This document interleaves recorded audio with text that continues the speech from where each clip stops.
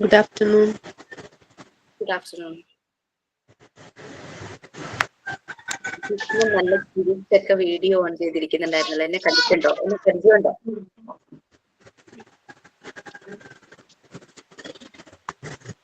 Once again, good afternoon to all. Good afternoon, ma'am. Good afternoon. ചിരിച്ചൊക്കെ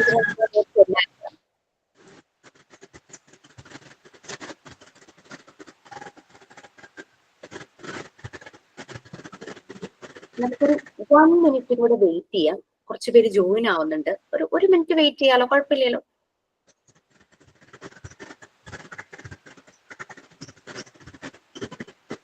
ഒരു audio ഓണായിട്ട് ഇച്ചിരി ഒരു disturbance പോലെ തോന്നുന്നു.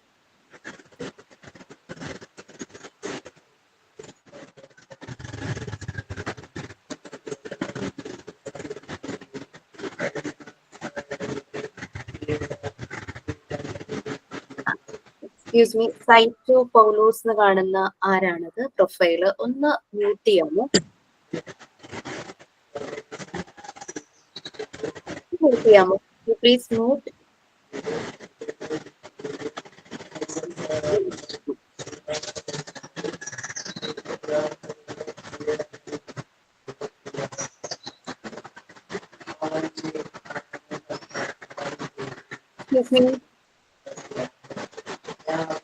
പൗലോസ് ആരാധ ഒന്ന് മ്യൂട്ട് ചെയ്യാമോ please? Okay. Thank you so much. Okay, നമുക്ക് സ്റ്റാർട്ട് ചെയ്യാം. നമ്മളിവിടെ ഒരു ചെറിയൊരു മീറ്റപ്പ്, ഒരു ഡിസ്കഷൻ വേണ്ടിയിട്ടാണല്ലോ നമ്മളിവിടെ ഇരിക്കുന്നത്, അല്ലെ? ജോയിൻ ആവുന്നവര് ജോയിൻ ആവട്ടെ, no problem. Next week onwards നമ്മൾ കാണാൻ പോകുന്നവരാണ്. ഓക്കെ, എന്റെ പേര് ജിഷ എന്നാണ്. ഞാനൊരു മോണ്ടിസോറി ട്രെയിനറാണ്. 1 ഇയർ എനിക്കൊരു മോണ്ടിസോറി സ്കൂളിൽ വർക്ക് ചെയ്ത എക്സ്പീരിയൻസ് ഉണ്ട്. 8 ഇയേഴ്സ് ബാക്ക് ആണ് ഞാൻ മോണ്ടിസോറി കംപ്ലീറ്റ് ചെയ്തത്. PG ഡിപ്ലോമ ഇൻ മോണ്ടിസോറി ചെയ്തത്. ഞാൻ കൊടുങ്ങല്ലൂരായിരുന്നു ചെയ്തത്. എനിക്ക് അതെന്നെ ഒത്തിരി ഹെൽപ്പ് ചെയ്തു. ലൈക്ക് എന്റെ പേഴ്സണൽ ഗ്രോത്തിലും എന്റെ പ്രൊഫഷണൽ ഗ്രോത്തിലും എന്നെ വളരെയധികം ഹെൽപ്പ് ചെയ്തു. നിങ്ങളുടെ മുന്നിൽ ജീവിക്കുന്ന ഒരു ഉദാഹരണമാണ് ഞാൻ മോണ്ടിസോറി ചെയ്തതിലൂടെ. എനിക്ക് കുറെ പേർക്ക് അത് പറഞ്ഞു കൊടുക്കാനായിട്ട് പറ്റി. എന്റെ വീട്ടിൽ മാറ്റങ്ങൾ വരുത്തി. എന്റെ കമ്മ്യൂണിറ്റി, ഞാൻ ജീവിക്കുന്ന സ്ഥലങ്ങളിൽ എനിക്ക് ഇടപെടാൻ പറ്റുന്നിടത്തൊക്കെ ഇടപെടാൻ പറ്റി. So you people can do miracles, wonders. അതിന് വേണ്ടിയിട്ടാണ് നമ്മളിവിടെ കൂടിയിരിക്കുന്നത്. ഓക്കെ, നിങ്ങൾ എല്ലാവരും ഈ ഒരു കോഴ്സ് തിരഞ്ഞെടുക്കുന്നതിന് പല പല കാരണങ്ങളുണ്ടാവും. നമുക്ക് ക്ലാസ്സിൽ അത് ഡിസ്കസ് ചെയ്യാം. എന്തെങ്കിലും ആർക്കെങ്കിലും ഷെയർ ചെയ്യണമെങ്കിൽ ഷെയർ ചെയ്യാം, നോ പ്രോബ്ലം. നമുക്ക് ഇവിടെ ഒരു 1 hour കിട്ടിയിട്ടുള്ളൂ. നമുക്ക് കുറെ കാര്യങ്ങൾ പറയാനുണ്ടാവും. ക്ലാസ്സിൽ നമുക്ക് പലപ്പോഴും പല കോണ്ടെക്സ്റ്റില് കുട്ടികൾ പലപ്പോഴും അവർ എന്തുകൊണ്ട് ഇതിനെ ജോയിൻ ചെയ്തു അങ്ങനെയൊക്കെ പറഞ്ഞിട്ടൊക്കെ ഉണ്ട്. പല കൺഫ്യൂഷൻസിൽ വന്ന് ജോയിൻ ചെയ്തവരുണ്ട്. ചിലർ ഇതിനെപ്പറ്റി മനസ്സിലാക്കിയിട്ട് ജോയിൻ ചെയ്തവരുണ്ട്. വാട്ട് എവർ ഇറ്റ് ബി, നമ്മളൊരു കോഴ്സിന് ചേരുമ്പോൾ നമ്മളുടെ ഒരു എയിം എന്ന് പറയുന്നത് നമുക്കൊരു ജോബ്, അല്ലെ? ചിലർക്കത് പാഷൻ ആയിരിക്കാം. ടീച്ചിങ് എന്നുള്ളത് പാഷൻ ആയിരിക്കാം. കൊച്ചു കുട്ടികളെ പഠിപ്പിക്കണം എന്നുള്ളത് അത് പാഷനായിട്ടുള്ളവരുണ്ട്. അത് മാത്രമല്ല, നമുക്കിതൊരു വരുമാന മാർഗം കൂടിയാണ്. നമ്മുടെ ഉപജീവന മാർഗം, ലൈവ്ലിഹുഡ്, അല്ലെ? നമുക്ക് സ്വന്തം കാലിൽ നിൽക്കാൻ പറ്റണം. നമ്മുടെ ഫാമിലിയെ സപ്പോർട്ട് ചെയ്യണം. നമ്മുടെ പാർട്ട്ണർക്ക് മാത്രമായിരിക്കും, ചിലപ്പോൾ ലൈഫ് പാർട്ട്ണർക്ക് മാത്രം, അല്ലെങ്കിൽ നമ്മുടെ അച്ഛൻ, അങ്ങനെ ആരെങ്കിലൊക്കെ ആയിരിക്കും. അവരുടെ ഇൻകമിലായിരിക്കും നമ്മളെല്ലാരും കഴിഞ്ഞു പോകുന്നത്. സോ സംഭവം നമുക്ക് ഫീൽ ചെയ്തിട്ടുണ്ടാകും അത് പോരാ, എനിക്കും എന്റെ ഫാമിലിയെ സപ്പോർട്ട് ചെയ്യാൻ ഞാനും എന്തെങ്കിലും ചെയ്യണം. എനിക്ക് പറ്റുന്നത്, എനിക്ക് ഇഷ്ടപ്പെട്ട ജോലിയിലൂടെ ആണ് അത് ചെയ്യുന്നതെങ്കിൽ നമുക്ക് ഭയങ്കര സാറ്റിസ്ഫാക്ഷൻ ആയിരിക്കും. ഓക്കെ, അതാണ് നമ്മൾ എല്ലാവരും ഇവിടെ ഈ ഒരു പ്ലാറ്റ്ഫോമിൽ വന്നിരിക്കാൻ കാരണം. മോണ്ടിസോറി കുഞ്ഞുങ്ങളെ പഠിപ്പിച്ചു കഴിഞ്ഞപ്പം എനിക്ക് ഫീൽ ചെയ്ത ഒരു കാര്യം, അന്ന് എനിക്ക് അതിനുള്ള ഒരു ഓപ്ഷൻ ഉണ്ടായില്ല കേട്ടോ. ഇതുപോലെ കുറെ പേരെ മോണ്ടിസോറി മെത്തേഡ്സ് പഠിപ്പിക്കണം. അവരപ്പോ കുറെ കുട്ടികളിലേക്ക് അത് സ്പ്രെഡ് ആകുമല്ലോ. ഞാൻ ഒരു സ്കൂളിൽ മാത്രം കോൺസെൻട്രേറ്റ് ചെയ്യുന്നു. മറിയ മോണ്ടിസോറിയും ഇത് തന്നെയാണ് വിചാരിച്ചത്. മോണ്ടിസോറി മെത്തേഡ് എന്ന് പറഞ്ഞു കഴിഞ്ഞാല്, ഇറ്റലിയിൽ ഒരു ഡോക്ടർ ഉണ്ടായിരുന്നു, ഡോക്ടർ മറിയ മോണ്ടിസോറി. അവരൊരു അന്നത്തെ കാലഘട്ടത്തിൽ, ഒരു 19th century ബാക്ക്, അന്നത്തെ കാലഘട്ടത്തില് അവര് സ്ത്രീകൾ പൊതുവെ വിദ്യാഭ്യാസം ആദ്യ കാലഘട്ടങ്ങളിലൊക്കെ മുന്നോട്ട് വരാൻ വളരെ കുറവായിരുന്നു, അല്ലെ? ആ ഒരു കാലഘട്ടത്തിൽ യൂറോപ്യൻ കൺട്രീസിലും അത് കുറവായിരുന്നു. പൊതുവെ ലേഡീസ് മുന്നിലേക്ക് വരാറില്ലായിരുന്നു. ഒന്ന് ആലോചിച്ച് നോക്കൂ, നമ്മളുടെ കാരണം യൂറോപ്യൻ കൺട്രീസ് ഒക്കെ ഡെവലപ്ഡ് ആണ് പണ്ട് തുടങ്ങിയെന്നുള്ളതാ. പക്ഷെ അന്നും എഡ്യൂക്കേഷനിൽ സ്ത്രീകൾ പുറകിലായിരുന്നു. പക്ഷെ മറിയ മോണ്ടിസോറിയുടെ അച്ഛൻ ഒരു സോൾജിയർ ആയിരുന്നു, ആർമിയിലായിരുന്നു. അദ്ദേഹം വളരെയധികം പ്രൊമോട്ട് ചെയ്തിരുന്നു മകളുടെ എഡ്യൂക്കേഷൻ. അമ്മയും വളരെയധികം സപ്പോർട്ട് ചെയ്തു. അങ്ങനെ മറിയ മോണ്ടിസോറിക്ക് ആ ഒരു ലക്ക് കിട്ടുവാണ്. നമുക്കും അതുപോലെ തന്നെ അല്ലെ, നമ്മളും പല ചലഞ്ചസ് ഒക്കെ ഫേസ് ചെയ്തിട്ടുണ്ടാവും നമ്മൾ എഡ്യൂക്കേഷൻ സമയത്ത്.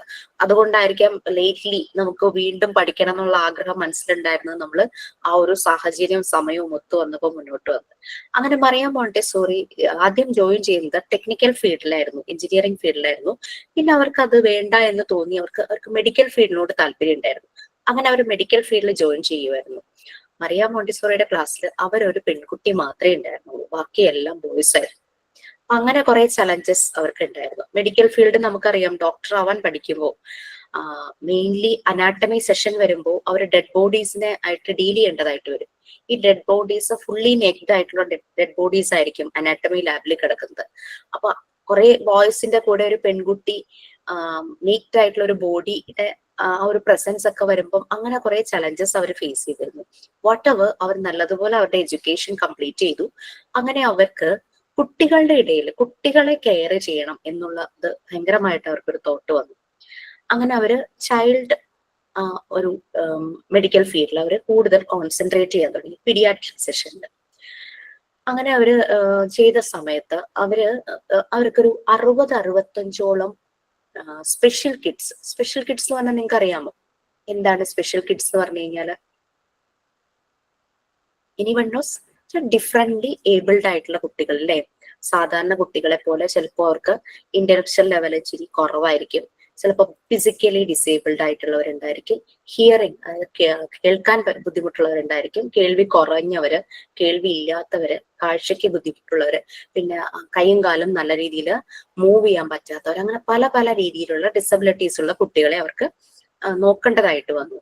അപ്പൊ അവർക്ക് മനസ്സിലായി ഇവരുടെ ഇന്റലക്ച്വൽ ലെവൽസ് ഡെവലപ്പ് ചെയ്യണമെങ്കിൽ, അല്ലെങ്കിൽ ഇവരുടെ മൂവ്മെന്റ്സ് ഡെവലപ്പ് ചെയ്യണമെങ്കിൽ, ഇവരുടെ ഈ കുറവുകൾ വച്ച് തന്നെ പല ആക്ടിവിറ്റീസ് ഇവരെ കൊണ്ട് ചെയ്യിച്ചാൽ അത് ശരിയാക്കാൻ പറ്റും എന്ന് അവർക്ക് തോന്നി. അവരുടെ ഒബ്സർവേഷൻ, അവരുടെ എക്സ്പീരിയൻസ് എല്ലാം വെച്ചിട്ട് മറിയ മോണ്ടിസോറി കുട്ടികൾക്ക് വേണ്ടിയിട്ട് പല ആക്ടിവിറ്റീസും ഡിസൈൻ ചെയ്തു. അവർ നോക്കിയപ്പോൾ സാധാരണ കുട്ടികളെക്കാളും ഈ ഡിസേബിൾഡ് ആയിട്ടുള്ള കുട്ടികളിൽ ഈ ആക്ടിവിറ്റി ചെയ്തപ്പം നല്ല വ്യത്യാസം കണ്ടു. അപ്പൊ അവർക്ക് തോന്നി എന്തുകൊണ്ട് ഞാനിത് നോർമൽ ആയിട്ടുള്ള കുട്ടികളിൽ ചെയ്തുകൂടാ, അപ്പൊ റിസൾട്ട് കുറച്ചുകൂടെ കിട്ടുമല്ലോ എന്നിവര് വിചാരിച്ചിരിക്കുന്ന സമയത്താണ് ഇറ്റലിയിലെ ഒരു സ്ലം ഏരിയ, ചേരി പ്രദേശത്തെ രീതികൾ എന്ന് പറഞ്ഞു കഴിഞ്ഞാൽ പുവർ ബാക്ക്ഗ്രൗണ്ടിലുള്ള ആൾക്കാരാണ്. അവിടെ അച്ഛനും അമ്മയും ഒക്കെ ജോലിക്ക് പോകും, മക്കൾ ഇങ്ങനെ തോന്നിയ പോലെ അങ്ങോട്ടും ഇങ്ങോട്ടൊക്കെ നടക്കുക. നമുക്കറിയാം ഇപ്പോഴത്തെ ഒരു തലമുറയുടെ രീതികൾ നമുക്കറിയാം. അന്നത്തെ കാലഘട്ടത്തിൽ കുട്ടികൾ ഒട്ടും ഹൈജീൻ അല്ലാതെ അവർക്ക് ശരിയായ രീതിയിലുള്ള ഭക്ഷണം കിട്ടുന്നില്ല. അങ്ങനെ രീതിയിൽ അച്ഛനും അമ്മയ്ക്ക് ഇവരെ നോക്കാൻ പറ്റുന്നില്ല. അവർ അന്നത്തെ എന്താ പറയാ അന്നത്തിന് വേണ്ടിയിട്ടുള്ള ഓട്ടത്തിലാണല്ലോ. അപ്പൊ അങ്ങനെ ഈ കുട്ടികള് അങ്ങനെ നാശമായ രീതിയിൽ പോകുന്ന കണ്ടുകൊണ്ട് ലോക്കൽ അതോറിറ്റി, മെയിൻലി അവിടുത്തെ മേയർ ആയിരിക്കാം, ലോക്കൽ അതോറിറ്റീസ് മറിയ മോണ്ടിസോറിയെ അപ്രോച്ച് ചെയ്യുവാണ് ഈ കുട്ടികൾക്ക് വേണ്ടിയിട്ട് ഒരു ഡേ കെയർ സ്റ്റാർട്ട് ചെയ്യാൻ. അങ്ങനെയാണ് ആദ്യമായിട്ട് മറിയ മോണ്ടിസോറി ഒരു മോണ്ടിസോറി സ്കൂള് സ്റ്റാർട്ട് ചെയ്തത്. ആക്ച്വലി നമ്മൾ മോണ്ടിസോറി സ്കൂളിനെ സ്കൂളെന്ന് വിളിക്കില്ല. മറിയ മോണ്ടിസോറിക്ക് ഒട്ടും താല്പര്യമില്ല ക്ലാസ് റൂം, സ്കൂൾ അങ്ങനെ ഒരു സിസ്റ്റത്തിലേക്ക് പോകാനായിട്ട്. അവര് ചെയ്തത് എന്താണെന്ന് വെച്ച് കഴിഞ്ഞാൽ ഈ കുട്ടികൾക്ക് വേണ്ടിയിട്ട് ഒരു എൻവിയോൺമെന്റ് പ്രിപ്പയർ ചെയ്തു. ഈ എൻവിയോൺമെന്റിന്റെ പ്രത്യേകത എന്ന് വെച്ചാൽ അവിടെ ഇവർക്ക് നല്ല ഫ്രീഡം ആണ് കുട്ടികൾക്ക്. അപ്പൊ നമ്മൾ വിചാരിക്കും ഭയങ്കര ഫ്രീഡം എന്ന് പറഞ്ഞാൽ എന്തും ചെയ്യാലോ. അങ്ങനെയല്ല, ഫ്രീഡം വിത്തിൻ ദ ലിമിറ്റ്സ് ആണ്. നമ്മളുടെ കുഞ്ഞുങ്ങൾ അതുപോലെ തന്നെ നമ്മൾ ശ്രദ്ധിക്കണം, ഫ്രീഡം കൊടുക്കണം. അവർക്ക് ഫീൽ ചെയ്യണം എനിക്ക് നല്ല ഫ്രീഡം ഉണ്ടെന്ന്. പക്ഷെ അതിന്റെ കൺട്രോള് നമ്മളുടെ കയ്യിലായിരിക്കണം. ഒരു സർക്കിൾ വരച്ചാൽ അതായിരിക്കണം അവരുടെ ഫ്രീഡത്തിന്റെ ഒരു ലിമിറ്റ്. ആ സർക്കിളിന്റെ വലുപ്പം കൂട്ടണോ വലുപ്പം കുറയ്ക്കണോ അത് നമ്മളാണ് തീരുമാനിക്കേണ്ടത്, അല്ലെ? അപ്പൊ നമ്മുടെ കൺട്രോൾ വേണം നമ്മുടെ കുഞ്ഞുങ്ങൾക്ക് ഫ്രീഡം കൊടുക്കുമ്പോൾ. എത്ര പ്രായമായാലും ഓരോ പ്രായത്തിലും ഇവർക്ക് ഉണ്ടാകുന്ന വ്യത്യാസങ്ങൾ അതെല്ലാം നമ്മൾ നല്ല സൂക്ഷ്മമായിട്ട് തന്നെ നമ്മൾ നോക്കണം. ഓക്കെ, അപ്പൊ മറിയ മോണ്ടിസോറി കുഞ്ഞുങ്ങളെ ആ ഒരു എൻവിയോൺമെന്റിലേക്ക് കൊണ്ടുവന്നു. അവർ ഈ സ്കൂളെന്ന് ഇപ്പൊ മനസ്സിലാകാൻ വേണ്ടി ഞാൻ സ്കൂളെന്ന് പറയുവാണ്. അതിനിട്ട പേര് കാസാഡി ബാംപിനി എന്നായിരുന്നു. കാസാഡി ബാംപിനി എന്ന് പറഞ്ഞ ഇറ്റാലിയൻ വേർഡാണ്. അതായത് ചിൽഡ്രൻസ് ഹൗസ് എന്നായിരുന്നു അതിന്റെ മീനിങ്. അങ്ങനെ ഒരു ചിൽഡ്രൻസ് ഹൗസ് ഉണ്ടാക്കുന്നു. അവിടെ എല്ലാം കുട്ടികളുടെ സൈസിലുള്ള ഫർണിച്ചറുകളായിരുന്നു. അവിടെ ഉണ്ടായിരുന്ന മെറ്റീരിയൽസ് എല്ലാം വിലപിടിച്ച ടോയ്സ് ഒന്നും ആയിരുന്നില്ല. എല്ലാം നാച്ചുറൽ ആയിട്ടുള്ള ഒബ്ജക്ട്സ് കൊണ്ടുള്ള ടോയ്സ് ആയിരുന്നു. അതായത് wooden toys. Toys means wooden materials. Maria Montessori ശരിക്കും ആ എൻവയോൺമെന്റ് ഡിസൈൻ ചെയ്തത് എങ്ങനെയാണെന്ന് വെച്ച് കഴിഞ്ഞാൽ, പുറത്തുള്ള യൂണിവേഴ്സിലെ നമ്മളിപ്പോ നമ്മുടെ പ്രകൃതിയിലേക്ക് നോക്കിക്കഴിഞ്ഞാൽ നമ്മൾ കുറെ കാര്യങ്ങൾ നാച്ചുറൽ ആയിട്ട് കാണുന്നുണ്ട്. അതിന്റെ ഒരു മിനിയേച്ചർ വേർഷൻ ആയിരുന്നു ഈ മോണ്ടിസോറി പ്രിപ്പയർഡ് എൻവയോൺമെന്റിൽ ഉണ്ടായിരുന്നത്. അപ്പൊ കുഞ്ഞുങ്ങൾ എന്താ, ആ ചെറുപ്പത്തിലെ തന്നെ 3 വയസ്സ് തുടങ്ങി 6 വയസ്സ് വരെയാണ് ഏജ് സ്പാൻ കേട്ടോ മോണ്ടിസോറി എൻവയോൺമെന്റിലെ കുട്ടികളുടെ. ഈ കുട്ടികള് 3 വയസ്സ് വരെയൊക്കെ അച്ഛന്റെയും അമ്മയുടെയും ബാക്കി കെയർ ഗീവേഴ്സിന്റെ ഒക്കെ തണലിലായിരുന്നു. അവരത് കഴിഞ്ഞ് വീട്ടിൽ നിന്ന് നേരെ ചെല്ലുന്നത് ഇതുപോലുള്ള എൻവയോൺമെന്റിലേക്കാണ്. ഇവിടെ ചെല്ലുമ്പോൾ ഇവർക്ക് പല പല കാര്യങ്ങൾ അവർ പഠിക്കുവാണ്. വെള്ളത്തിൽ കളിക്കുന്നു, മണ്ണിൽ കളിക്കുന്നു, ചെടി വളർത്തുന്നു, പെറ്റ്സിനെ നോക്കുന്നു, മ്യൂസിക്, ഡാൻസ് എല്ലാം അവരവിടെ ചെയ്യുവാണ്. പിന്നെ എന്താ പറയാ, തുടയ്ക്കുന്നു, പാത്രം കഴുകുന്നു, പാത്രം തുടയ്ക്കുന്നു, അവിടെ കിച്ചണിലെ കാര്യങ്ങൾ ചെയ്യുന്നു, ജഗ്ഗില് വെള്ളം നിറയ്ക്കുന്നു, ലൈം ജ്യൂസ് ഉണ്ടാക്കുന്നു, ഓവനിൽ പോയി കുക്കീസ് ഉണ്ടാക്കുന്നു. അങ്ങനെയുള്ള കാര്യങ്ങളെല്ലാം കുട്ടികൾ ആ ഒരു ടൈമിൽ ചെയ്യുകയാണ്. അപ്പോ വീട്ടില് അടുക്കളയില് നമ്മുടെ കിച്ചൺ അവരുടെ ഒരു പ്രാക്ടിക്കൽ ലാബ് എന്ന് നമുക്ക് വേണമെങ്കിൽ പറയാം. നമ്മുടെ കിച്ചണിൽ നമ്മൾക്ക് കുഞ്ഞുങ്ങളെ കൊണ്ട് ഇതൊക്കെ ചെയ്യിക്കാം. നിങ്ങളൊക്കെ അങ്ങനെ ചെയ്യിക്കുന്ന പലരും ആയിരിക്കും. അങ്ങനെ ആ ഒരു എൻവയോൺമെന്റില് കുട്ടികളെ മോൾഡ് ആവുകയാണ്. അപ്പൊ ഈ സ്ലം ഏരിയയിൽ നിന്ന് വന്ന കുട്ടികള് ഭയങ്കര വയലൻസും അജിറ്റേറ്റിംഗ് നേച്ചറുള്ള കുട്ടികളായിരുന്നു. അവര് ഡിസ്ട്രോയിങ് നേച്ചർ, എന്ത് കിട്ടിയാലും നശിപ്പിക്കുക, വലിച്ചെറിയുക, അങ്ങനെയൊക്കെയായിരുന്നു തുടക്കത്തില്. പക്ഷേ മോണ്ടിസോറിയുടെ മെറ്റീരിയൽസ് അവർക്ക് പ്രൊവൈഡ് ചെയ്ത് കഴിഞ്ഞപ്പോൾ അവരതുകൊണ്ട് ആക്ടിവിറ്റീസ് ചെയ്ത് അവര് പതുക്കെ മേ ബി അതൊരു 2-3 months ഒക്കെ എടുത്തിട്ടുണ്ടാകാം. അവര് പതുക്കെ നോർമലൈസ്ഡ് കുട്ടികളായി. മറിയ മോണ്ടിസോറിയുടെ അഭിപ്രായത്തില് നോർമലൈസ്ഡ് എന്ന് പറഞ്ഞാൽ പെർഫെക്റ്റ്, എല്ലാത്തിലും ടോപ്പ് അങ്ങനെയൊന്നുമല്ല. ആ കുട്ടിക്ക് കൊടുത്തിരിക്കുന്ന ആക്ടിവിറ്റി വേറെ ആരെയോ സറൗണ്ടിങ്സിനെയോ ഡിസ്റ്റർബ് ചെയ്യാതെ ചെയ്യുന്ന കുട്ടികൾ. മേ ബി അവൻ 1/2 മണിക്കൂർ എടുക്കുമായിരിക്കും, 1 മണിക്കൂർ എടുക്കുമായിരിക്കും, ചിലപ്പോൾ 5 മിനിറ്റ് കൊണ്ട് ചെയ്യുന്നത് പോലും ആ കുട്ടി 1 മണിക്കൂർ എടുക്കണ്ടാവുമായിരിക്കും. ബട്ട് അത് ആരെയും ഡിസ്റ്റർബ് ചെയ്യാതെ അവന് കൊടുത്തിരിക്കുന്ന മെറ്റീരിയൽസ് നശിപ്പിക്കാതെ സൂക്ഷിച്ച് അത് ചെയ്യുന്നു. അതാണ് നോർമലൈസ്ഡ് എന്ന് പറയുന്നത്. അങ്ങനെയുള്ള കുട്ടികളാണ് വലുതാകുമ്പോൾ, അഡൽട്സ് ആകുമ്പോൾ സൊസൈറ്റിക്ക് പ്രൊഡക്റ്റീവായ മക്കളായിട്ട് വരുന്നത്. നമ്മുടെ സൊസൈറ്റിക്ക് വേണ്ടുന്നത് അങ്ങനെയുള്ളവരെയല്ലേ. സൊസൈറ്റിയോട് കമ്മിറ്റ്മെന്റ്, പ്രൊഡക്റ്റീവ് ആയിട്ടുള്ള ആളുകളായിട്ട് മാറുക എന്നുള്ളതാണ്. എഡ്യൂക്കേഷൻ എന്നുള്ളതിന്റെ ഉദ്ദേശവും അത് തന്നെയാണ്. മോണ്ടിസോറി ഇങ്ങനെ ഒരു മെത്തേഡ് മോണ്ടിസോറിയുടെ മനസ്സിൽ ഈ സ്ലം ഏരിയയിലെ കുട്ടികൾ വരുന്നതിന് മുമ്പേ ഉണ്ട്. എന്തുകൊണ്ടാണെന്ന് വെച്ചാല് നമ്മളുടെ ലോകമഹായുദ്ധങ്ങൾ നിങ്ങൾ കേട്ടിട്ടുണ്ടല്ലോ. 2 ലോകമഹായുദ്ധം ഉണ്ടായിരുന്നു. 1-ാം ലോകമഹായുദ്ധം, 2-ാം ലോകമഹായുദ്ധം. ഈ യുദ്ധം 1-2 ദിവസം കൊണ്ടൊന്നും അല്ല തീർന്നത്, മാസങ്ങൾ എടുത്തു. അപ്പൊ ഒന്ന് ആലോചിച്ച് നോക്കിയേ, മാസങ്ങളോളം. നമുക്ക് ഖാസായിലെ കാര്യം അറിയാം. എന്തോരം ആളുകൾക്ക്, നിരപരാധികൾക്ക്, നിഷ്കളങ്കരായവർക്കാണ് അപകടങ്ങൾ പറ്റുന്നത് അല്ലെ. ചിലരുടെ ജീവൻ നഷ്ടപ്പെടുന്നു, ചിലർക്ക് കൈകാലുകൾ നഷ്ടപ്പെടുന്നു, കണ്ണ് നഷ്ടപ്പെടുന്നു. അത് പിന്നീടുള്ള ജീവിതം വളരെ കഠിനമാകുന്ന രീതിയിലുള്ള അപകടങ്ങളൊക്കെ സംഭവിക്കുന്നു. ഇത് കണ്ട് വിഷമിച്ചാണ് മറിയ മോണ്ടിസോറി ഇങ്ങനെ ഒരു മെത്തേഡ് ഡിസൈൻ ചെയ്ത് അവരുടെ മനസ്സിൽ ആ ഒരു കൺസെപ്റ്റ് വരുന്നത്. അപ്പൊ അവരെ നോക്കുമ്പോൾ നമുക്കറിയാം, യുദ്ധം ചെയ്യുന്നവരെന്ന് പറഞ്ഞു കഴിഞ്ഞാൽ സോൾജിയേഴ്സ്, അവരെന്താ ശരിക്കും യങ്സ്റ്റേഴ്സ് ആണ്. അപ്പൊ നല്ലൊരു യുവതലമുറ യുദ്ധമൊക്കെ വരുമ്പോൾ അങ്ങ് നശിച്ചു പോവുകയാണ്. ആ യുദ്ധത്തിന്റെ ആഫ്റ്റർ എഫക്റ്റ് പലയിടത്തും നടക്കുന്നുണ്ട്. ദാരിദ്ര്യം വരുന്നു അല്ലെ, വീടുകൾ നഷ്ടപ്പെടുന്നു, അങ്ങനെ പല ബുദ്ധിമുട്ടുകളും. അപ്പൊ മോണ്ടിസോറി വിചാരിക്കുകയാണ്, മോണ്ടിസോറിയുടെ ഇറ്റലിയിൽ മാത്രമല്ല, ഈ ലോകം മുഴുവനും സമാധാനവും സന്തോഷവും, പീസ് ആൻഡ് ഹാർമണി ആയിരുന്നു മോണ്ടിസോറിയുടെ ലക്ഷ്യം. അതിനു വേണ്ടിയിട്ടാണ് അവർ ഈ മെത്തേഡ് ഡിസൈൻ ചെയ്തത്. അവർക്ക് മനസ്സിലായി വലിയ ആളുകളെ നന്നാക്കാൻ പറ്റില്ല. സോ കുഞ്ഞുങ്ങളെ, കതിരിന്മേൽ പോലും വളം വെച്ചാൽ ശരിയാവില്ല എന്ന് നമ്മൾ കേട്ടിട്ടില്ലേ. അതുപോലെ കുഞ്ഞുങ്ങളെ മോൾഡ് ചെയ്ത് കൊണ്ടുവരണം. അവരില് ഈ സ്നേഹം, സഹോദര്യം, ക്ഷമ, സമാധാനം, സന്തോഷം, അതായത് peace, harmony, brotherhood, love, caring എല്ലാം അവരില് വരണം. അതിന് വേണ്ടിയിട്ടാണ് ഈ ഒരു മെത്തേഡ് അവർ അഡോപ്റ്റ് ചെയ്തത്. അപ്പൊ നിങ്ങൾക്ക് മോണ്ടിസോറി മെത്തേഡ് എന്താണ് ഉദ്ദേശിക്കുന്നതെന്ന് മനസ്സിലായി. അപ്പൊ നമ്മൾ ഈ മെത്തേഡാണ് നമ്മൾ സ്പ്രെഡ് ചെയ്യാൻ പോകുന്നത്. നമ്മൾക്ക് ചിലപ്പോൾ ഒരു സ്കൂൾ ആയിരിക്കും കിട്ടുന്നത്, ഒരു 25 സ്റ്റുഡൻസ് ആയിരിക്കാം, 30 സ്റ്റുഡൻസ് ആയിരിക്കാം.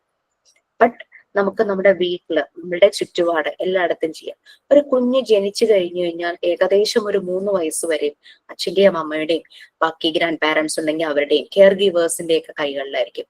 3 വയസ്സ് കഴിയുമ്പോഴേക്കും അവനെ നമ്മൾ അംഗൻവാടികളോ പ്രീ സ്കൂളോ അങ്ങനെയൊക്കെ ചേർക്കാനായിട്ട് പോകും അല്ലെ. അപ്പൊ അവൻ പുറത്തേക്ക് പോകുന്ന രണ്ടാമത്തെ എൻവിയോൺമെന്റ് ആണ് സ്കൂള് എന്ന് പറയുന്നത് അല്ലെ. ഇൻസ്റ്റിറ്റ്യൂഷൻ എന്ന് നമുക്ക് ജനറൽ ആയിട്ട് പറയാം. ഇനി കുറച്ചുകൂടെ വലുതാകുമ്പോഴേക്കും, അപ്പൊ ഈ സ്കൂള്, വീട് കുറച്ചും കൂടെ വലുതാകുമ്പോൾ കുട്ടി സൊസൈറ്റിയിലേക്ക്, സമൂഹത്തിലേക്ക് പോകുന്നു. ഏറ്റവും പേടിക്കേണ്ട സ്ഥലം, ശരിയല്ലേ? അപ്പൊ ഈ 3 ഏരിയയിലൂടെയാണ് നമ്മളുടെ കുഞ്ഞുങ്ങൾ കടന്നു പോകുന്നത്. അപ്പൊ കുട്ടിയുടെ ഡെവലപ്മെന്റിനെ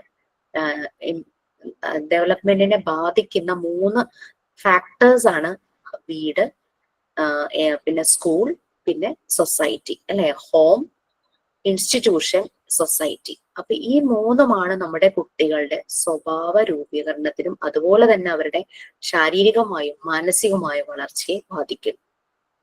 ഡെഫിനറ്റ്ലി നമ്മൾ വീടെന്ന് പറയുമ്പോൾ നമ്മൾ വിചാരിക്കും കുഞ്ഞ് ജനിച്ച ഉടനെ കുഞ്ഞിനൊന്നും മനസ്സിലാകില്ല, കുഞ്ഞിന്റെ മുമ്പിൽ കിടന്ന് വഴക്കിട്ടാലും അതിനെ ഒന്നും ബാധിക്കില്ല എന്ന്. ബട്ട് അവൻ അമ്മയുടെ വോമ്പിലായിരിക്കും, ആ ഉദരത്തിലായിരിക്കുന്ന സമയത്തെ he knows about all the thing. പുറത്ത് നടക്കുന്ന എന്ത് കാര്യവും അവനെ ബാധിക്കും. പാട്ട് കേൾക്കുന്നുണ്ടെങ്കിൽ അത് അച്ഛനും അമ്മയും കൂടെ ഷൗട്ട് ചെയ്യുവാണോ, അതും അവനെ ബാധിക്കും. അപ്പൊ ഒരു കുട്ടിയുടെ ഉത്തരവാദിത്വം എന്ന് പറയുന്നത് അച്ഛനും അമ്മയ്ക്കും ആ വീട്ടിലുള്ള എല്ലാവർക്കും ഉണ്ട്. അതുപോലെ തന്നെ സ്കൂളിലേക്ക് ചെല്ലുമ്പോൾ ആ ടീച്ചർക്ക്, ആ ഒരു ടീച്ചർ എന്ന് പറയുന്നത് അത്രയും ലവിങ് കെയറിങ് ആയിരിക്കും. ടീച്ചർ ഒന്ന് ഷൗട്ട് ചെയ്താൽ, വടിയെടുത്താൽ അതും ബാധിക്കും അല്ലെ. നമ്മൾ കണ്ടിട്ടില്ലേ കുഞ്ഞുങ്ങളെ ചെറുപ്പത്തില് നമ്മൾ വഴക്ക് പറഞ്ഞോ അടിക്കുകയോ ചെയ്തിട്ട് അന്നത്തെ രാത്രി കുഞ്ഞ് ഉറങ്ങുമ്പോ ഒന്ന് ശ്രദ്ധിക്കണം നിങ്ങൾ. ആ കുട്ടി ഉറക്കത്തിൽ ഇങ്ങനെ വിതുമ്പുന്നത് കാണാം, ചിലപ്പോ ഞെട്ടുന്നത് കാണാം. അതൊക്കെ നമ്മൾ ആ പകൽ അവനെ ഷൗട്ട് ചെയ്തത് നമ്മൾ അറിയാതെ ചിലപ്പോ ഷൗട്ട് ചെയ്യും, വഴക്ക് പറയും, ചിലപ്പോൾ ഒരു കൊച്ചടി കൊടുത്തെന്നിരിക്കും. നിങ്ങൾ വിഷമിക്കണ്ട. ആ രാത്രി അഥവാ കുഞ്ഞ് ഉറങ്ങിപ്പോയെങ്കിൽ, അങ്ങനെ കരഞ്ഞ് കരഞ്ഞ് ചിലപ്പോൾ കുട്ടികൾ ഉറങ്ങാറുണ്ട്, പോയിട്ടുണ്ടെങ്കിൽ ചെല്ലുക, അവനൊന്ന് ഒരു കുഞ്ഞടി കൊടുത്ത് അവനെ എണീപ്പിക്കുക, അവനോ അവളോ ഓവർ ഇറ്റ് ഈസ് എണീപ്പിക്കുക, അവനെ ചേർത്ത് പിടിക്കുക, ഹഗ് ചെയ്യുക, ഉമ്മ വയ്ക്കുക, എന്നിട്ട് അവനെ ഉറക്കുക. അപ്പോ ഈ പറയുന്ന ഞെട്ടലോ വിതുമ്പലോ ഒന്നും ഉണ്ടാവില്ല. അതൊക്കെ നമ്മൾ ശ്രദ്ധിക്കേണ്ട വലിയ വലിയ കാര്യങ്ങളാ, മൈന്യൂട്ടല്ല. അപ്പോ നമ്മൾ നോക്കും, നമ്മളുടെ ഒച്ച ഒന്ന് പൊങ്ങുമ്പോ തന്നെ ഈ കുട്ടി അത് മെന്റലി ബാധിച്ചു. അതാണ് അവന്റെ ഉറക്കം ശരിയാകാതിരുന്നത്. നമുക്കും ഡിസ്റ്റർബൻസ് ഉണ്ടാവാറില്ലേ പകൽ, എന്തെങ്കിലും വിഷമങ്ങളൊക്കെ ഉണ്ടായി കഴിഞ്ഞു കഴിഞ്ഞാൽ. നമുക്ക് പക്ഷെ അത് റിലാക്സ് ചെയ്യാനുള്ള മെത്തേഡ്സ് അറിയാം. പാട്ട് കേൾക്കാം, മെഡിറ്റേഷൻ ചെയ്യാം, അല്ലെങ്കിൽ നമ്മുടെ വിഷമം ആരോടെങ്കിലും ഷെയർ ചെയ്യാം. കൊച്ചുകുട്ടി എന്ത് ചെയ്യും? ഇതെല്ലാം കുഞ്ഞിന്റെ ഡെവലപ്മെന്റിനെ ബാധിക്കും. അപ്പൊ നമ്മളുടെ മോണ്ടിസോറി മെത്തേഡിൽ നിങ്ങൾ ആലോചിക്കും, നമ്മൾ ഇതൊരു സബ്ജക്ട് സ്റ്റഡിങ് അല്ല, എന്തെങ്കിലുമൊക്കെ പഠിച്ച് പരീക്ഷ എഴുതി പാസ്സായി എനിക്ക് സർട്ടിഫിക്കറ്റ് കിട്ടി ജോലിക്ക് പോകുക എന്നുള്ളതല്ല. ഇത് നിങ്ങളെല്ലാം ഹൃദയം കൊണ്ട് ഏറ്റെടുക്കണം എന്നാണ് എൻ്റെ ഒരു റിക്വസ്റ്റ്.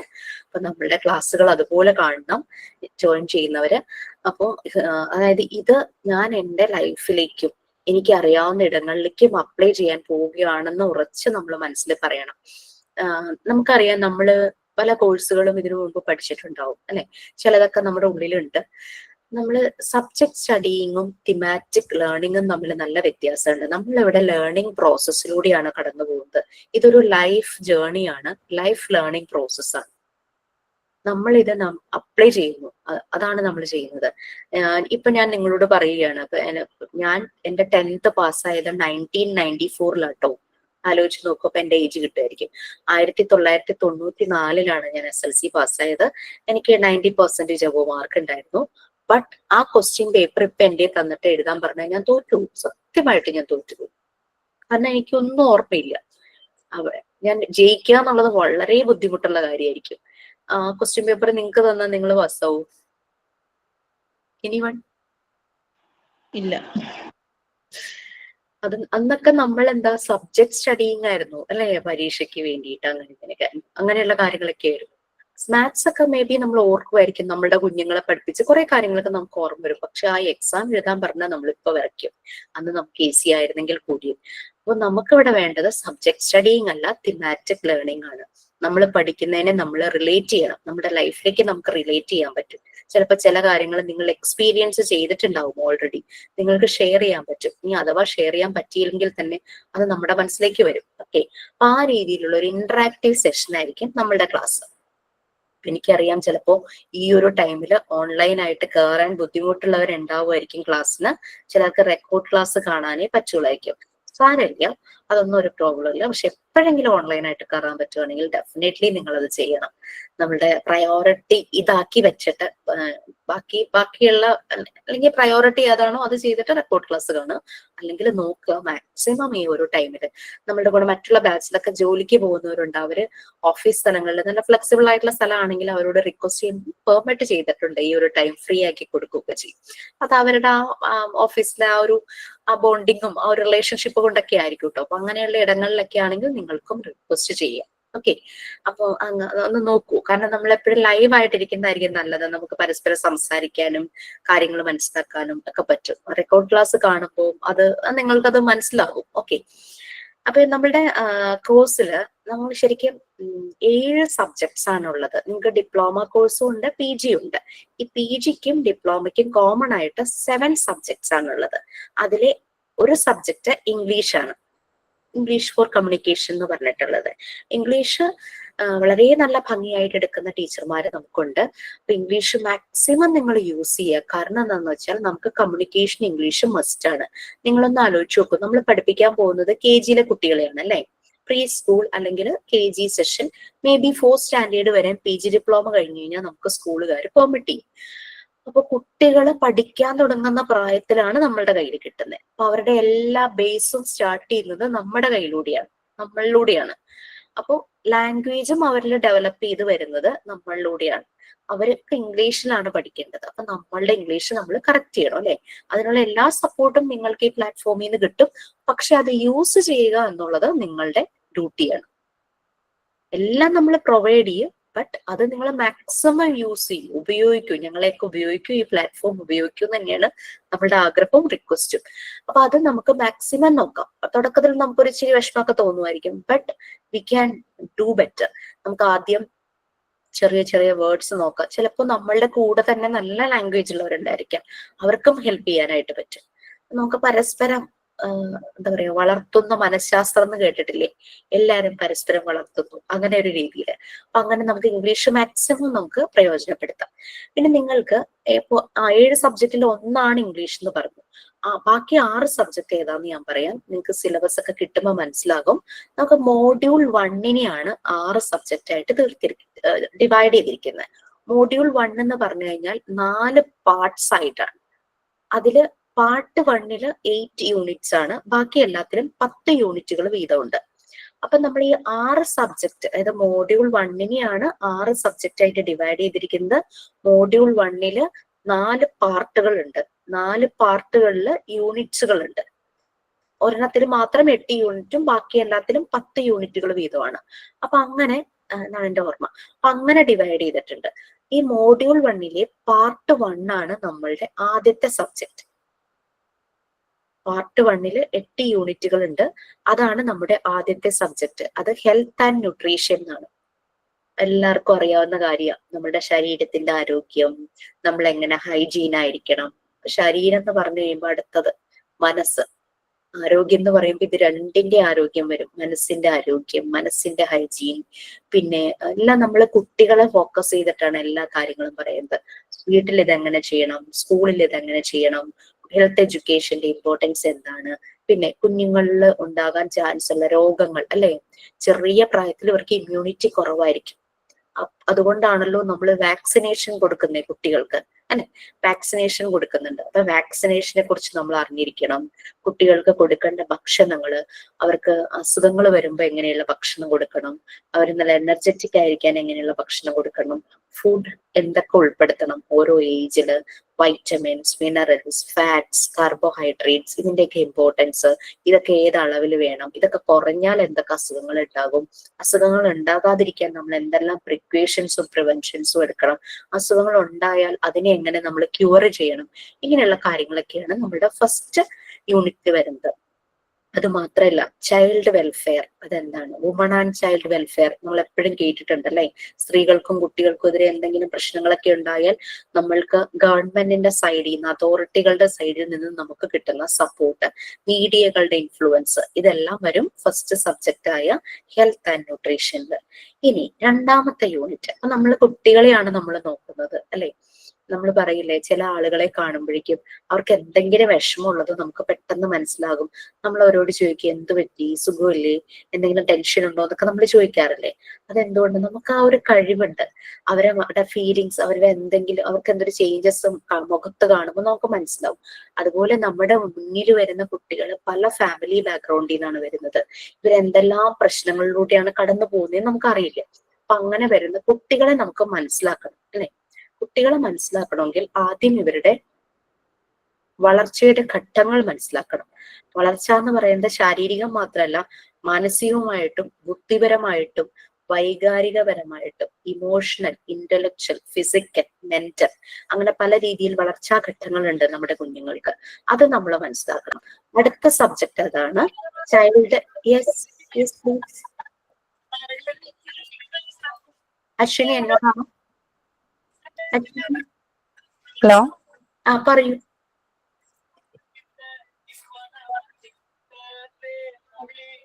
കേട്ടില്ല, ഞാൻ അവിടെ എന്തോ പാട്ട് കേൾക്കുന്നു. എന്താ പറഞ്ഞേ? ഒന്നും പറഞ്ഞിട്ടില്ല. ഞാൻ ജസ്റ്റ് ജോയിൻ ചെയ്ത് നോക്കിയത്. ഓക്കെ ഓക്കെ, ഒന്ന് മ്യൂട്ട് ചെയ്യാമോ? ഓഡിയോ ഒന്ന് മ്യൂട്ട് ചെയ്യാമോ? Thank you. അപ്പൊ ഓക്കെ, അപ്പൊ അങ്ങനെ കുട്ടികളുടെ വളർച്ച നമ്മൾ അറിയണം. അപ്പൊ രണ്ടാമത്തെ സബ്ജക്റ്റ് ആണ് ചൈൽഡ് ഡെവലപ്മെന്റ്. ഇനി അപ്പൊ കുട്ടികളുടെ വളർച്ചാ ഘട്ടങ്ങൾ മനസ്സിലാക്കി, ഇനി അവരുടെ മനസ്സ് മനസ്സിലാക്കണം, അവരുടെ ബിഹേവിയർ മനസ്സിലാക്കണം. സോ മൂന്നാമത്തെ സബ്ജക്റ്റ് ആണ് ചൈൽഡ് സൈക്കോളജി. അപ്പൊ നമ്മൾ health, physical health, mental health, hygiene എല്ലാം മനസ്സിലാക്കി, കുട്ടികളുടെ ഡെവലപ്മെന്റ് മനസ്സിലാക്കി, കുട്ടികളുടെ സൈക്കോളജി, അവരുടെ ബിഹേവിയറിലെ ചേഞ്ചസ്, അവരുടെ ബിഹേവിയർ മനസ്സിലാക്കിയാലല്ലേ നമുക്ക് ഇടപെടാൻ പറ്റുള്ളൂ. അതും കഴിഞ്ഞു, മൂന്നാമത്തെ സബ്ജക്ട് കഴിഞ്ഞു. നാലാമത് വരുന്നതാണ് മോണ്ടിസോറി മെത്തേഡ്സ്. നമ്മൾ മോണ്ടിസോറി മെത്തേഡിലേക്ക് പോകുന്നത് പാർട്ട് 3 ആണ്. മൊഡ്യൂൾ 1 പാർട്ട് 3 നമ്മളുടെ കോർ ടോപ്പിക്, മെയിൻ ടോപ്പിക്, നമ്മൾ ഏറ്റവും അധികം ഫോക്കസ് ചെയ്യേണ്ട ടോപ്പിക്. ഇവിടെയാണ് നമുക്ക് മോണ്ടിസോറി മെത്തേഡും കാര്യങ്ങളും ഒക്കെ വരുന്നത്. അപ്പൊ ഫസ്റ്റ് അതിലെ നാലാമത്തെ സബ്ജക്റ്റ് ആയിട്ട് വരുന്നത് മോണ്ടിസോറി ഫിലോസഫി ഓഫ് എഡ്യൂക്കേഷൻ ആണ്. അടുത്ത സബ്ജക്ട് വരുന്നത് Montessori methods and its applications. Part 3 divide ചെയ്തിരിക്കുന്നത് മോണ്ടിസോറി ഫിലോസഫി ഓഫ് എഡ്യൂക്കേഷൻ, അടുത്തത് Montessori methods and it application. ഈ പാർട്ട് 3 ആവുമ്പോഴാണ് നിങ്ങൾ ടീച്ചിങ് പ്രാക്ടീസിന് പോകേണ്ടത്. ടീച്ചിങ് പ്രാക്ടീസ് ഒരു 10 to 15 ഡേയ്സ്, മിനിമം ഒരു 10-15 ഡേയ്സ് വേണം. ചിലർക്ക് ചിലപ്പോൾ കുറച്ചും കൂടെ എക്സ്പീരിയൻസ് വേണമെന്നുണ്ട്, 1 മാസം 2 മാസം 3 മാസം വരെയൊക്കെ പോയവരുണ്ട്. ചില സ്കൂളുകാര് ഇഷ്ടപ്പെട്ട് കഴിഞ്ഞാൽ അവിടെ കണ്ടിന്യൂ ചെയ്യാൻ പറയും. അവർക്ക് നമ്മുടെ സർട്ടിഫിക്കറ്റോ മാർക്ക് ലിസ്റ്റോ ഒന്നും വേണമെന്നില്ല. നമ്മളുടെ പെർഫോമൻസ് കാണുമ്പോൾ അങ്ങനെ നമ്മുടെ പല ബാച്ചിലെ കുട്ടികൾക്കും അവിടെ തന്നെ ജോലി കിട്ടിയിട്ടുണ്ട്. സമയമാകുമ്പോൾ സർട്ടിഫിക്കറ്റും മാർക്ക് ലിസ്റ്റും പ്രസന്റ് ചെയ്താൽ മതി എന്നൊക്കെ പറഞ്ഞിട്ടുണ്ട്. അങ്ങനെ ജോബ് പലർക്കും അവിടെ തന്നെ കിട്ടിയിട്ടുണ്ട്. അപ്പൊ അങ്ങനെയുണ്ട്. അപ്പൊ നമ്മള് ടീച്ചിങ് പ്രാക്ടീസിന് ഒരു സ്കൂള് സെലക്ട് ചെയ്യുമ്പോൾ അതുപോലെ സെലക്ട് ചെയ്യണം. ഇനി അഥവാ അവിടെ ഒരു വേക്കൻസി വന്നാൽ എനിക്ക് തന്നെ ആ ഒരു ഓഫർ കിട്ടണം എന്നുള്ള രീതിയിൽ നമ്മളുടെ പ്രൊഫൈൽ, അല്ലെങ്കിൽ തന്നെ നമ്മൾ ബയോഡേറ്റയിൽ എവിടെയാണ് ടീച്ചിങ് പ്രാക്ടീസ് ചെയ്തതെന്ന് ഇറങ്ങുമ്പോൾ ഒരു നല്ലൊരു സ്കൂൾ ആകുമ്പോൾ എവിടെയെങ്കിലും ഇന്റർവ്യൂവിന് പോകുമ്പോൾ ഓ അവിടെയാണോ ചെയ്തത്, വെരി ഗുഡ് എന്നുള്ളൊരു ഫീൽ കിട്ടണമല്ലോ. അതുകൊണ്ട് ടീച്ചിങ് പ്രാക്ടീസിനെ സെലക്ട് ചെയ്യുന്ന സ്കൂള് അതുപോലെ ആയിരിക്കണം. അതൊക്കെ ആ ഒരു ടൈം ആകുമ്പോൾ അതിന്റെ എന്തൊക്കെയാണ് അതിന്റെ ഫോർമാലിറ്റീസ് നമ്മൾ പറഞ്ഞുതരാം. പിന്നെ സാധാരണ പോലെയല്ല നമ്മളുടെ മോണ്ടിസോറി മെത്തേഡിൽ ടീച്ചിങ് പ്രാക്ടീസിന് പോകുമ്പോൾ നമ്മൾ സാധാരണ ബി എഡുകാർ മാത്രമല്ല വർക്ക് ചെയ്യുന്ന ടീച്ചർമാരും എവിടെയെങ്കിലും വർക്ക് ചെയ്യുമ്പോൾ ലെസൺ പ്ലാൻ എന്നൊരു പരിപാടി ഉണ്ട്, കേട്ടിട്ടുണ്ടോ? അതായത് നമ്മൾ എന്താണോ എടുക്കാൻ പോകുന്നത് അതിനെ കുറിച്ചൊരു ഡേറ്റാബേസ് ഉണ്ടാക്കിയിട്ട് നമ്മൾ സബ്മിറ്റ് ചെയ്യണം. പക്ഷെ മോണ്ടിസോറി മെത്തേഡിൽ നമുക്ക് ഇമ്പോർട്ടന്റ് ആയിട്ടുള്ളത് ലെസൺ പ്ലാൻ അല്ല, ടീച്ചിങ് മാനുവൽ ആണ്. അവിടെ നമ്മൾ കുഞ്ഞുങ്ങളുടെ ഇഷ്ടത്തിനനുസരിച്ചാണ് ആക്ടിവിറ്റി. ഇപ്പൊ ഞാൻ ഇന്ന് ടീച്ചിങ് പ്രാക്ടീസിന് പോവുകയാണ്. ഞാൻ അവിടെ ചെന്ന് ഞാനിപ്പോ ആക്ടിവിറ്റി ഉദ്ദേശിക്കുന്നത് കുട്ടികളെ റൈംസിലൂടെ നമ്പേഴ്സും ആൽഫബറ്റ്സും പഠിപ്പിക്കാനാണ് പോകുന്നതെന്ന് വിചാരിച്ചു. പക്ഷെ അവിടെ ചെല്ലുമ്പോൾ കുട്ടികൾ എന്നോട് പറയാം ഞങ്ങൾക്ക് സ്റ്റോറി മതിയെന്ന്. അപ്പൊ തന്നെ നമ്മൾ ചേഞ്ച് ചെയ്യണം. ഒരു സ്റ്റോറിയിലൂടെ അവരെ റൈംസോ നമ്പേഴ്സോ പഠിപ്പിക്കണം. അതുകൊണ്ട് നമുക്ക് പ്രീ പ്ലാൻഡ് മോണ്ടിസോറി മെത്തേഡിൽ ഇല്ല. നമ്മൾ അവിടെ ചെന്ന് കുട്ടികളുടെ ഇൻട്രസ്റ്റ് അനുസരിച്ച് എന്ത് ആക്ടിവിറ്റി ആണോ ചെയ്യിക്കുന്നത് അത് നമ്മൾ ഒബ്സർവ് ചെയ്യും. അത് കൊടുക്കുമ്പോൾ കുട്ടികളുടെ റെസ്പോൺസ് എങ്ങനെയാണ് ഒബ്സർവ് ചെയ്യും. ഒബ്സർവേഷൻ അതാണ് ഒരു മോണ്ടിസോറി ഫെസിലിറ്റേറ്റർ. ടീച്ചറിനും നമ്മൾ ഉപയോഗിക്കില്ല, ഫെസിലിറ്റേറ്ററിനും ഉപയോഗിക്കുന്നത്. ഫെസിലിറ്റേറ്റർക്ക് വേണ്ടുന്ന ക്വാളിറ്റി. അവിടെ ടീച്ചർ അല്ല മുകളിൽ നിൽക്കുന്നത്, കുട്ടികളാണ് ഇമ്പോർട്ടൻസ്. ടീച്ചറെ അല്ല കുട്ടികൾ ഫോളോ ചെയ്യുന്നത്, അവരവരുടെ ആക്ടിവിറ്റീസ് ഫോളോ ചെയ്യുന്നു. നമ്മൾ അതിനുള്ള സപ്പോർട്ട് അല്ലെങ്കിൽ ഗൈഡൻസ് ആവശ്യമുള്ള സമയത്ത് മാത്രം നമ്മൾ ഇടപെടും. അല്ലാതെ നമ്മൾ ഇടയ്ക്ക് കയറി കഴിഞ്ഞു കഴിഞ്ഞാൽ കുട്ടിയുടെ ആ ഒരു ഫ്ലോ അങ്ങ് പോകും. അവരുടെ രീതിയിൽ അവരത് ചെയ്തു തീർക്കണം. അതാണ്. അതൊക്കെ നിങ്ങൾക്ക് ആ മെത്തേഡ് പഠിപ്പിക്കാൻ തുടങ്ങുമ്പോൾ മനസ്സിലാകും. ഇതാണ് ഒരു വ്യത്യാസം സാധാരണ ടീച്ചിങ് പ്രാക്ടീസും മോണ്ടിസോറി മെത്തേഡിലെ ടീച്ചിങ് പ്രാക്ടീസും തമ്മിലുള്ള ഡിഫറൻസ്. പക്ഷെ നമ്മൾ ചെല്ലുന്ന സ്കൂളിൽ അവർക്ക് ലെസൺ പ്ലാൻ ഒക്കെ വേണമെന്ന് പറയുമ്പോൾ നമ്മൾ അതിനനുസരിച്ച് അവിടെ ലെസൺ പ്ലാൻ പ്രിപ്പയർ ചെയ്ത് കൊടുക്കുക. ബട്ട് നമ്മുടെ കയ്യിൽ നമ്മുടെ ടീച്ചിങ് മാനുവൽ ഉണ്ട്. ടീച്ചിങ് മാനുവലിൽ നമ്മൾ ചെയ്യേണ്ടത് നമ്മൾ കൊടുക്കുന്ന ആക്ടിവിറ്റി, ആ ആക്ടിവിറ്റിക്ക് എന്ത് റിസൾട്ട് കിട്ടണം. അതായത് ഇപ്പം റൈമിലൂടെ നമ്പേഴ്സ് പഠിപ്പിക്കുന്നു. സോ കുട്ടികൾ എന്താ നമ്പർ ഫെമിലറൈസ് ആകണം, കൗണ്ടിങ് പഠിക്കണം. പക്ഷേ അതിന്റെ താഴെ നമ്മൾ അനാലിസിസ് എന്ന് പറഞ്ഞിട്ട് ഒരു കോൾ ഇടും, അല്ലെങ്കിൽ ഒബ്സർവേഷൻ. നമ്മൾ ഒബ്സർവ് ചെയ്തപ്പോൾ ഈ ആക്ടിവിറ്റി കൊടുത്തപ്പോൾ കുട്ടിയിൽ എന്താണ് വ്യത്യാസങ്ങൾ കണ്ടത്, അവർ എൻജോയ് ചെയ്തു, അവരത് റിപ്പീറ്റ് ചെയ്തു പല പ്രാവശ്യം. ഇതൊക്കെയായിരിക്കും നമ്മൾ ആ ഒബ്സർവേഷൻ കോളത്തിൽ എഴുതുന്നത്. അത് ആ പാർട്ട് ആവുമ്പോഴേക്കും നിങ്ങൾക്ക് മനസ്സിലാവും. അപ്പൊ ഇപ്പോ നമുക്ക് എത്ര സബ്ജക്റ്റ് ആയി? 5 സബ്ജക്റ്റ് ആയി അല്ലെ? പാർട്ട് 1 ഒരു subject health and nutrition, part 2 2 subject child development and growth എന്നും കൂടി ഉണ്ട്. Child development and growth. Then അടുത്ത സബ്ജക്ട് ചൈൽഡ് സൈക്കോളജി മാത്രം തോന്നുന്നു. പിന്നെ അടുത്തത് Montessori philosophy of education, then Montessori methods and its application. അടുത്തത് 4ാമത്തെ പാർട്ട് എന്ന് പറഞ്ഞാൽ സ്കൂൾ ഓർഗനൈസേഷൻ ആൻഡ് മാനേജ്മെന്റ്. ഒറ്റ സബ്ജക്റ്റ് ആണ്. അതിലെങ്ങനെയാണ് ഒരു സ്കൂളിന്റെ ബിൽഡിംഗ് എങ്ങനെയാണ്, അതിന്റെ പ്രിമിസസ് എങ്ങനെയാണ്, അതെങ്ങനെയാണ് നടക്കുന്നത്, അവിടെ ടീച്ചർമാർ എങ്ങനെയാണ് വർക്ക് ചെയ്യുന്നത്, ടീച്ചർമാർ എന്തൊക്കെ ടൈം ടേബിൾ കീപ്പ് ചെയ്യുന്നു, അവരുടെ രജിസ്റ്റേഴ്സ് എങ്ങനെയാണ്, അറ്റൻഡൻസ് എങ്ങനെ മാർക്ക് ചെയ്യുന്നു, അങ്ങനെയുള്ള കാര്യങ്ങളൊക്കെ ഇല്ലേ. ക്ലാസ് റൂമിലെ മെറ്റീരിയൽസ് എന്തൊക്കെയാണ്, കുട്ടികൾ എങ്ങനെയാണ്, ഇങ്ങനെയാണ് കുറെ കാര്യം. കുട്ടികളെ പിക്നിക്കിന് കൊണ്ടുപോകുന്നതും പല പല ആക്ടിവിറ്റീസ് കൊണ്ടോ, അതാണ് പാർട്ട് 4 വരുന്നത്. വളരെ ഈസി ആയിട്ടുള്ള ഒരു പാർട്ട്. ഇതാണ് മോഡ്യൂൾ 1 വരുന്നത്. മോഡ്യൂൾ 2 നിങ്ങളുടെ ഇംഗ്ലീഷാണ്. ഇനി മോഡ്യൂൾ 3. ഈ മോഡ്യൂൾ 3 വരെയും ഡിപ്ലോമയ്ക്കും PG ഡിപ്ലോമയ്ക്കും കോമൺ സബ്ജക്ട്സ് ആണ്. മോഡ്യൂൾ 3 നിങ്ങളുടെ പ്രാക്ടിക്കൽ സെഷൻ ആണ്. നമ്മുടെ മറിയ മോണ്ടിസോറി സ്ലം ഏരിയയിലെ കുട്ടികൾക്ക് വേണ്ടിയിട്ട് ഒരു എൻവയോൺമെന്റ് മോഡിഫൈ ചെയ്തെടുത്തു എന്ന് പറഞ്ഞില്ലേ, അതാണ് മോഡ്യൂൾ 3. ആ എൻവയോൺമെന്റിനെ മറിയ മോണ്ടിസോറി 5 ഏരിയ ആയിട്ട് ഡിവൈഡ് ചെയ്തിട്ടുണ്ട്. ഈ 5 ഏരിയ എന്ന് പറയുന്നത് ഫസ്റ്റ് 1 പ്രാക്ടിക്കൽ ലൈഫ് ഏരിയ. അത് വേറൊന്നുമില്ല, നമ്മുടെ വീട്ടിലെ കിച്ചൺ ആണ്. നമ്മൾ വീട്ടിൽ ചെയ്യുന്ന കാര്യങ്ങളൊക്കെ ഇല്ലേ, ജഗ്ഗില് വെള്ളം നിറയ്ക്കുന്നു, കണ്ടെയ്നറിൽ കടല നിറയ്ക്കുന്നു, കണ്ടെയ്നറിൽ പരിപ്പ് നിറയ്ക്കുന്നു, പിന്നെ പാത്രം കഴുകുന്നു, പാത്രം തുടച്ചു വെക്കുന്നു, നമ്മൾ അടിച്ചു വരുന്നു, തുടയ്ക്കുന്നു, അങ്ങനെയുള്ള ജോലികളൊക്കെ ഉണ്ടല്ലോ. അതെല്ലാം ക്ലീനിങ്, മോപ്പിംഗ്, സ്വീപ്പിംഗ്, ഇതൊക്കെയാണ് പ്രാക്ടിക്കൽ ലൈഫ് ഏരിയയിൽ. അത് മാത്രമല്ല ഡ്രസ്സിങ് ആൻഡ് അൺഡ്രസ്സിങ്. കുട്ടികൾ തന്നെ അവരുടെ ഡ്രസ്സ് ഇടാൻ പഠിക്കണം. ബട്ടൺ ആണെങ്കിൽ ബട്ടൺ ഇടാനും ഊരാനും പഠിക്കണം. സിപ്പാണെങ്കിൽ അതുപോലെ ഷൂ ലേസ് കെട്ടുന്നത്, അങ്ങനെ ബാഗിന്റെ ബക്കിൾ ഇടുന്നത്, അങ്ങനെ പല പല കാര്യങ്ങളൊക്കെ ഉണ്ടല്ലോ. അതൊക്കെയാണ് പ്രാക്ടിക്കൽ ലൈഫ് ഏരിയയിൽ വരുന്നത്. തുണികൾ മടക്കി വെക്കുന്നത്, ഫോൾഡിങ്, അൺഫോൾഡിങ്, റോളിങ്. ഇപ്പൊ ഒരു കാർപ്പറ്റൊക്കെ ഇങ്ങനെ ചുരുട്ടിയല്ലേ വെക്കുന്നത്, അപ്പൊ റോളിങ്, അൺറോളിങ്, ഇതെല്ലാമാണ് പ്രാക്ടിക്കൽ ലൈഫ് ഏരിയയില് കുട്ടികളെ കൊണ്ട് ചെയ്യിക്കുന്നത്. പിന്നെ ചെറുതായിട്ട് ലൈഫ് ജ്യൂസ് ഉണ്ടാക്കുക, പിന്നെ കുക്കീസ് ഉണ്ടാക്കുക, ഓവനൊക്കെ ഉണ്ടെങ്കിൽ കുക്കീസ് ഉണ്ടാക്കുക, ഫ്രൂട്ട്സ് കട്ട് ചെയ്യുക, പച്ചക്കറികൾ കട്ട് ചെയ്യുക, അങ്ങനെയുള്ളതൊക്കെയാണ് പ്രാക്ടിക്കൽ ലൈഫ് ഏരിയയിൽ. നമ്മളുടെ വെക്കേഷൻ ടൈമാണ്. കുഞ്ഞുങ്ങളെ ഡിജിറ്റൽ വേൾഡിനകത്ത് ഇരുത്താതെ നമ്മുടെ കിച്ചണിലേക്ക് കൊണ്ടുവന്ന് നമ്മളുടെ ഒപ്പം കൂടിയിട്ട് അതൊക്കെയായിരിക്കും അവർ ചെയ്യുന്നത്. കട്ട് ചെയ്യുന്ന കഷ്ണങ്ങൾക്കൊന്നും പെർഫെക്ഷൻ ഒന്നും ഉണ്ടാവില്ലായിരിക്കും. ബട്ട് ഭയങ്കര ഇൻട്രസ്റ്റ് ആയിട്ട് നമ്മുടെ മക്കൾ ചെയ്യും. നമ്മൾ അതിനുള്ള സാഹചര്യം അവർക്ക് കൊടുക്കാത്തതുകൊണ്ടായിരിക്കും, കൊടുക്കുന്നവരുണ്ടാകും ഈ കൂട്ടത്തില്.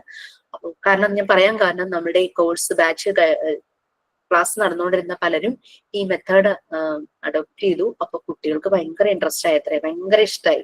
അങ്ങനെ അവരെല്ലാരും വീട്ടിലിപ്പൊ കുഞ്ഞുങ്ങളെ കൊണ്ട് അത് ചെയ്യിക്കുന്നുണ്ട്. അപ്പൊ അതാണ് ഒന്നാമത്തെ ഏരിയ.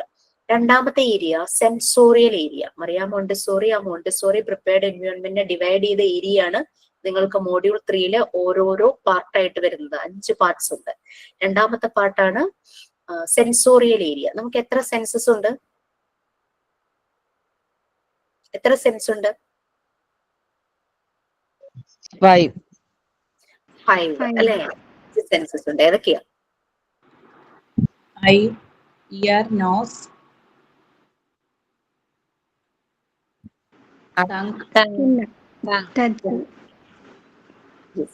സ്കിൻ. ഓക്കെ. അപ്പൊ നമ്മളിപ്പോ പറഞ്ഞത് സെൻസറി ഓർഗൻസ് ആണ് അല്ലെ? Eye, ear, nose, skin, skin. ഇതെല്ലാം നമ്മളുടെ സെൻസറി ഓർഗൻസ് ആണ്. അതായത് ഐ എന്ത് സെൻസ് ആണ് തരുന്നത്? വിഷ്വൽ അല്ലെ? കാണുന്നു. ഇയർ നമ്മൾ കേൾക്കുന്നു, ലിസണിങ് ആൻഡ് ഹിയറിങ്, കേൾക്കുന്നു. നോസ് സ്മെൽ, ടങ്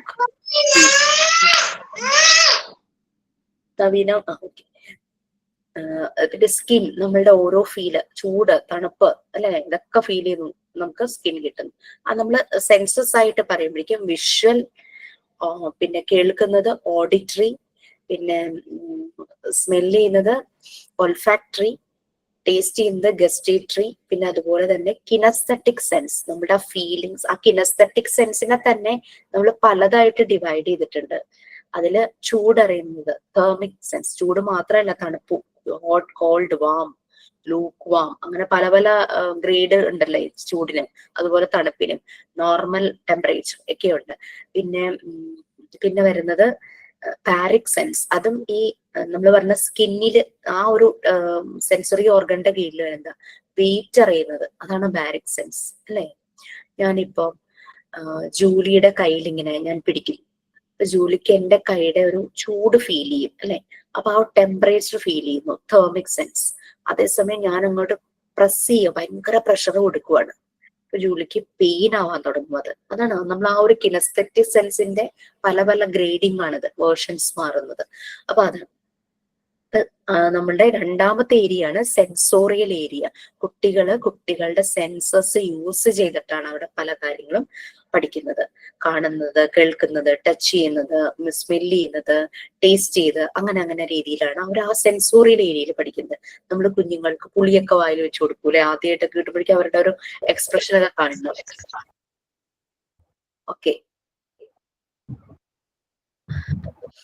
അപ്പൊ സെൻസോറിയൽ ഏരിയയിൽ അതാണ്. കുറെ അൻസി ഒന്ന് മ്യൂട്ട് ചെയ്യാമോ? എക്കോ വരുന്നു. Thank you. അപ്പൊ അത് രണ്ടാമത്തെ ഏരിയ. ഇനി മൂന്നാമത്തെ ഏരിയ വരുന്നതാണ് ലാംഗ്വേജ് ഏരിയ. കുട്ടികൾ എഴുതാനും വായിക്കാനും ഒക്കെ പഠിക്കുന്നു അല്ലെ? Reading, writing. കുട്ടികൾ ഏതാ ആദ്യം ചെയ്യുക?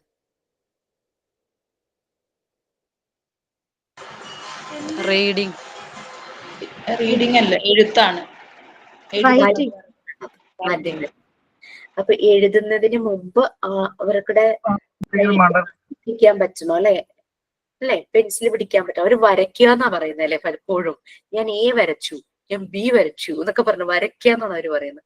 ഒരു ഡ്രോയിങ് അതാണ്. കാണുന്നതൊക്കെ അവർ അതേപടി വരച്ചു വെക്കാനായിട്ട് നോക്കും. അപ്പൊ റൈറ്റിംഗ്. അപ്പൊ ഈ റൈറ്റിങ്ങിന് മുമ്പ് കുട്ടികളെ പ്രാക്ടീസ് ചെയ്യിക്കാനായിട്ട് പ്രീ റൈറ്റിംഗ് ബോർഡ്സ് ഉണ്ട്. നമ്മൾ പണ്ട് കാലത്ത് മണലിലൊക്കെ എഴുതുമായിരുന്നു. ഈ മണലില്, അതായത് നമുക്കറിയാം കുഞ്ഞുങ്ങളുടെ ഏറ്റവും ആദ്യം ലാർജ് മസിൽസിന്റെ മൂവ്മെന്റ്സ് ആണ് വരുന്നത്. അതായത് ഓടുന്നു, ചാടുന്നു, കൈയിട്ട് അനക്കുന്നു, കാലിട്ട് കുത്തുന്നു, കമിഴുന്നു അല്ലെ, എഴയുന്നു, സ്റ്റെപ്പ് കയറുന്നു, അങ്ങനെയൊക്കെ ലാർജ് മസിൽസിന്റെ മൂവ്മെന്റ് ആണ് ആദ്യം നടക്കുന്നത്. Gross motor skill. ചെറിയ മസിൽസിന്റെ മൂവ്മെന്റ്സ് പിന്നീടാണ്. ഫൈൻ മോട്ടോ സ്കിൽസ് ആണ് ചെറിയ മസിൽസിന്റെ മൂവ്മെന്റ്.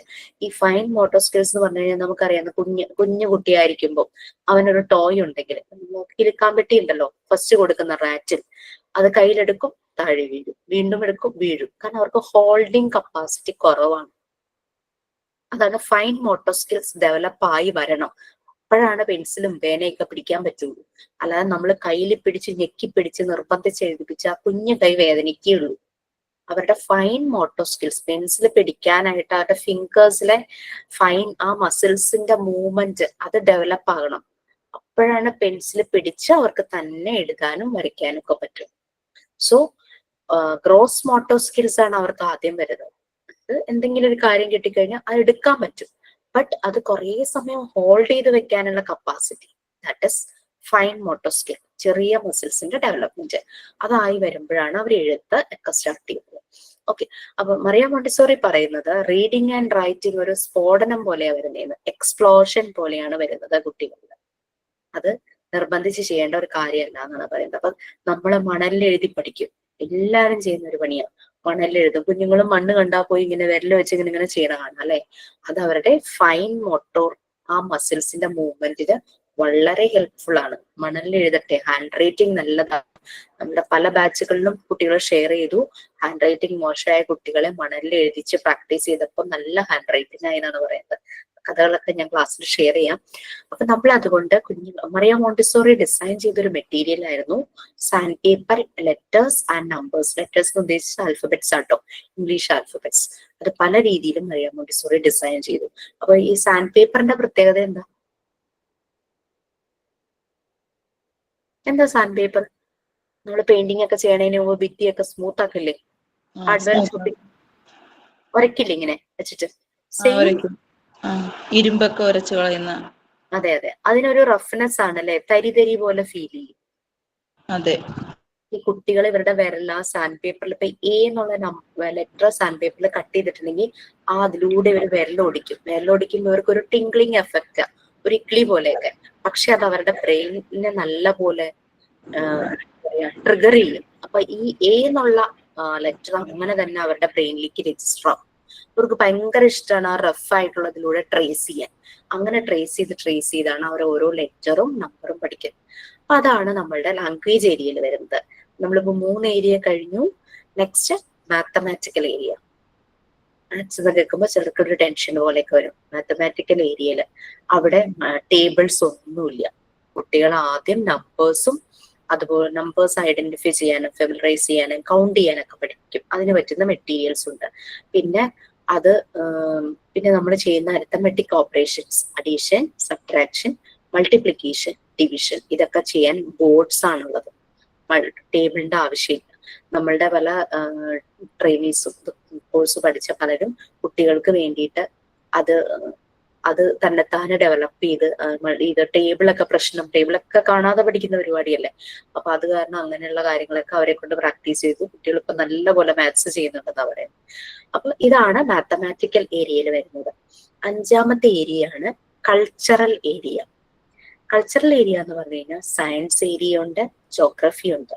അതായത് ഗ്ലോബ്, മാപ്പ്, അറ്റ്ലസ്, അങ്ങനെ പല കേരളത്തിന്റെ മാപ്പ്, ഇന്ത്യയുടെ മാപ്പ്, വേൾഡിന്റെ മാപ്പ്, പിന്നെ ഗ്ലോബ് ഉണ്ടാകും, അറ്റ്ലസ് ഉണ്ടാകും, പിന്നെ സോളാർ സിസ്റ്റത്തിന്റെ ഒക്കെ പിക്ചേഴ്സ്, അതൊക്കെ മോഡൽസും പിക്ചേഴ്സും ഒക്കെ വയ്ക്കാനേ പറ്റും.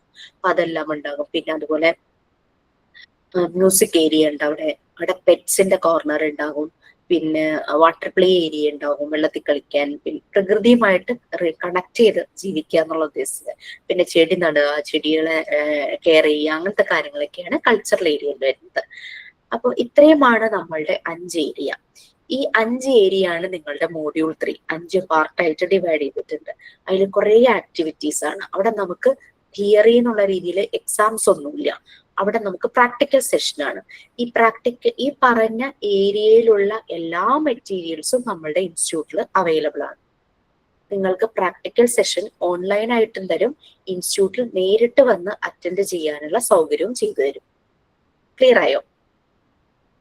അപ്പൊ നിങ്ങൾ നേരിട്ട് വന്ന് നിങ്ങളുടെ കൈകൊണ്ട് ഈ മറിയ മോണ്ടിസോറി ഡിസൈൻ ചെയ്ത പല മെറ്റീരിയൽസും കൈകൊണ്ട് എടുത്തിട്ട് നിങ്ങൾക്ക് പ്രാക്ടീസ് ചെയ്യാം. എല്ലാവർക്കും ചെയ്യാനുള്ള അവസരം ഉണ്ടാകും. അങ്ങനെയാണ് നമ്മൾ ചെയ്യുന്നത്. അപ്പൊ ഇതാണ് നമ്മളുടെ കോഴ്സിന്റെ സ്ട്രക്ചർ. PGക്കാർക്ക് അഡീഷണൽ 2 മോഡ്യൂൾ ഉണ്ടായിരിക്കും. അത് 2 സബ്ജക്റ്റ് ആയിട്ടാണ് നമ്മൾ വെച്ചിരിക്കുന്നത്. ഇതാണ് വ്യത്യാസം. പിന്നെ ഓരോ യൂണിറ്റ് കഴിയുമ്പോൾ നിങ്ങൾക്ക് മോക്ക് ടെസ്റ്റുകൾ തരും. Mock test multiple choice question ആയിരിക്കും. ഒരു ക്വസ്റ്റ്യൻ തന്നിട്ട് 4 ഇൻസ്റ്റിറ്റ്യൂട്ട് എവിടെയാണ് നമ്മുടെ ഇൻസ്റ്റിറ്റ്യൂട്ട് നോർത്ത് പറവൂരില് ചേന്ദമംഗലത്താണ്, പാലി എന്ന് പറയും. നമ്മുടെ ഓഫീസ് നോർത്ത് പറവൂർ ടൗണിൽ തന്നെയാണ്. Okay, thank you madam. പിന്നെ നിങ്ങളുടെ കോഴ്സ് റിലേറ്റഡ് പല കാര്യങ്ങളുടെ ഡൗട്ട് ക്ലിയർ ചെയ്യാനായിട്ട് നമ്മുടെ ഇൻസ്റ്റിറ്റ്യൂട്ടിലെ മാനേജിംഗ് ഡയറക്ടറിൽ ഒരാളായ ജയദേവൻ സാർ നിങ്ങൾക്ക് ഒരു സെഷൻ തരും. അപ്പൊ അതിന്റെ കോഴ്സ് റിലേറ്റഡ് പല കാര്യങ്ങളും ഡൗട്ടുകളും നിങ്ങൾക്ക് അന്ന് ആ സെഷനിൽ ക്ലിയർ ചെയ്യാം. അപ്പൊ സബ്ജക്ട് റിലേറ്റഡ് നമ്മുടെ ക്ലാസ് എങ്ങനെയാണെന്നുള്ള കാര്യങ്ങളാണ് ഞാൻ പറഞ്ഞത്. ഓരോ യൂണിറ്റ് തരുമ്പോൾ മോക്ക് ടെസ്റ്റ് ഒരു ഗൂഗിൾ ലിങ്ക് ആയി ഗൂഗിൾ ഫോം പോലെ ആയിരിക്കും തരുന്നത്. അത് പോയി അറ്റൻഡ് ചെയ്ത് തുടക്കത്തിലൊക്കെ നമുക്കൊരു വിഷമം തോന്നും, പക്ഷെ പിന്നെ നമ്മൾ അതുമായിട്ട് യൂസ്ഡ് ആകും.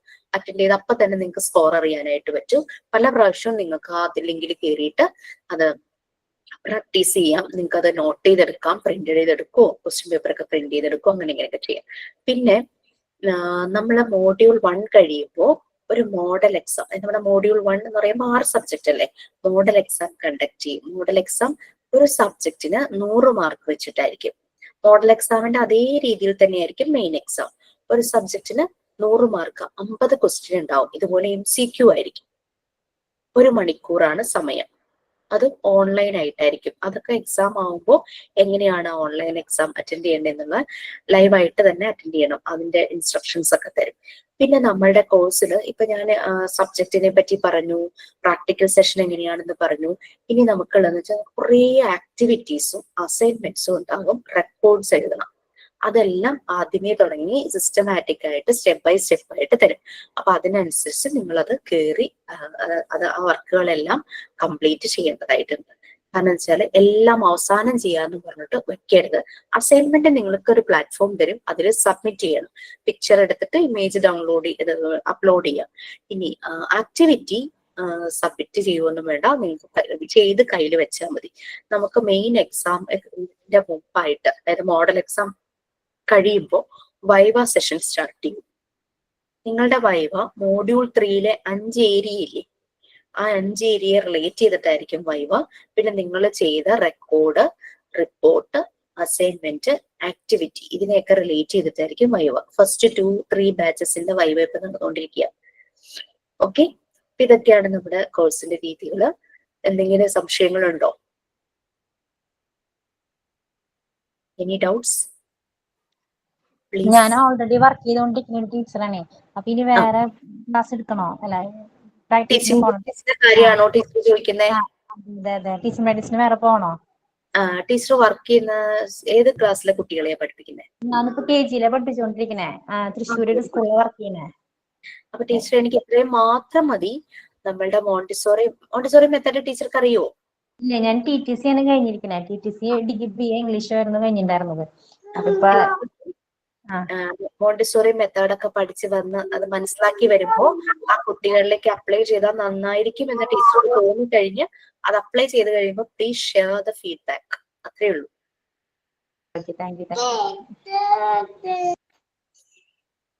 എന്തെങ്കിലും ഡൗട്ട്സ് ഉണ്ടോ ആർക്കെങ്കിലും? ഡിപ്ലോമയ്ക്കാണ് എനിക്ക് സ്കൂളിൽ വർക്ക് ചെയ്യാനായിട്ടുള്ള ഡിപ്ലോമയ്ക്കാണോ ചേർന്നത്? ഞാൻ ഒരാൾ പറയാമോ പ്ലീസ്? ഞാൻ 10ാം ക്ലാസ് കഴിഞ്ഞ് ലാബ് ടെക്നീഷ്യൻ കോഴ്സ് പഠിച്ച ആളാണ്. ഞാൻ കുറച്ചുനാൾ വർക്ക് ചെയ്തു. പിന്നെ കല്യാണം ഒരു 10 വർഷമായിട്ട് വർക്ക് ചെയ്യുന്നില്ല ലാബില്. അപ്പൊ എനിക്ക് ഇതിനോടുള്ള ഒരു ഇഷ്ടം കൊണ്ട് ഞാൻ ഈ കോഴ്സിൽ ചേർന്നതാണ്. അപ്പൊ എനിക്കിത് സ്കൂളിൽ എന്തെങ്കിലും വേക്കൻസി കിട്ടാനായിട്ട് സാധിക്കുമോ ഈ കോഴ്സ് കഴിഞ്ഞാൽ? തീർച്ചയായിട്ടും KG സെഷനിൽ പഠിപ്പിക്കാലോ. PG ഡിപ്ലോമ കഴിഞ്ഞവരെ 4ാം ക്ലാസ് വരെ പ്രിഫർ ചെയ്യാറുണ്ട്. ഞാൻ പഠിച്ച സമയത്ത് ഞങ്ങളുടെ ബാച്ചിൽ PG ഡിപ്ലോമ കഴിഞ്ഞ ഒരു കുട്ടിയെ 4ാം ക്ലാസ് വരെയുള്ള സ്കൂളിലെ പ്രിൻസിപ്പൽ ആക്കി. ഡിപ്ലോമ കഴിഞ്ഞവരെയും KGയിലാണ് എടുത്തിരുന്നത്. പക്ഷെ നമ്മുടെ യെസ് മാഡം, ഞാൻ ഡിഗ്രി കഴിഞ്ഞാണ്, PG ഡിപ്ലോമയാണ് ഞാൻ അപ്ലൈ ചെയ്തിരിക്കുന്നത്. Okay, very good.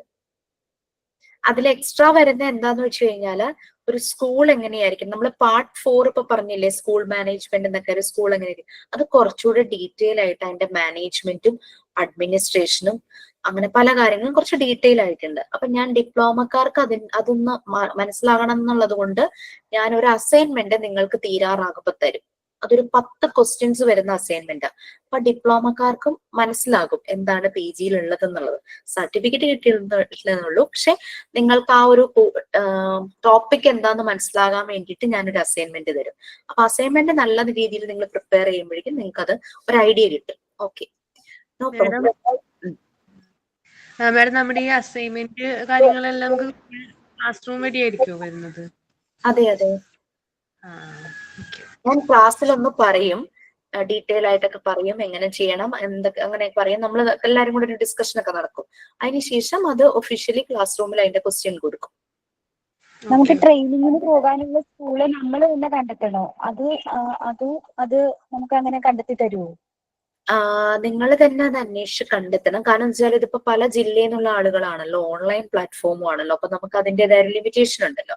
പക്ഷെ നിങ്ങളത് കണ്ടുപിടിച്ചതിന് ശേഷം ഇൻസ്റ്റിറ്റ്യൂട്ടിൽ അറിയിക്കുമ്പോൾ നിങ്ങൾ കണ്ടെത്തിയ സ്കൂളിന്റെ നമ്മളുടെ ഇവിടുത്തെ ലെറ്റർ ഹെഡിൽ ഒരു റിക്വസ്റ്റ് ലെറ്റർ നമ്മൾ പ്രൊവൈഡ് ചെയ്യും.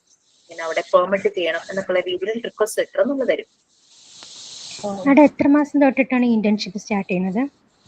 ഞാൻ ഇപ്പൊ പറഞ്ഞതിലെ പാർട്ട് 3 എന്നുള്ള ഭാഗമില്ലേ, അതായത് ഏകദേശം ഒരു 6 മന്ത് നമ്മുടെ കോഴ്സ് തുടങ്ങി ഒരു 6 മന്ത് കഴിയുമ്പോൾ ചെയ്യുന്നതായിരിക്കും നല്ലത്. നമുക്ക് മോണ്ടിസോറി മെത്തേഡ് അറിഞ്ഞ് അപ്ലൈ ചെയ്യാനായിട്ട് പറ്റും. Okay, thank you madam.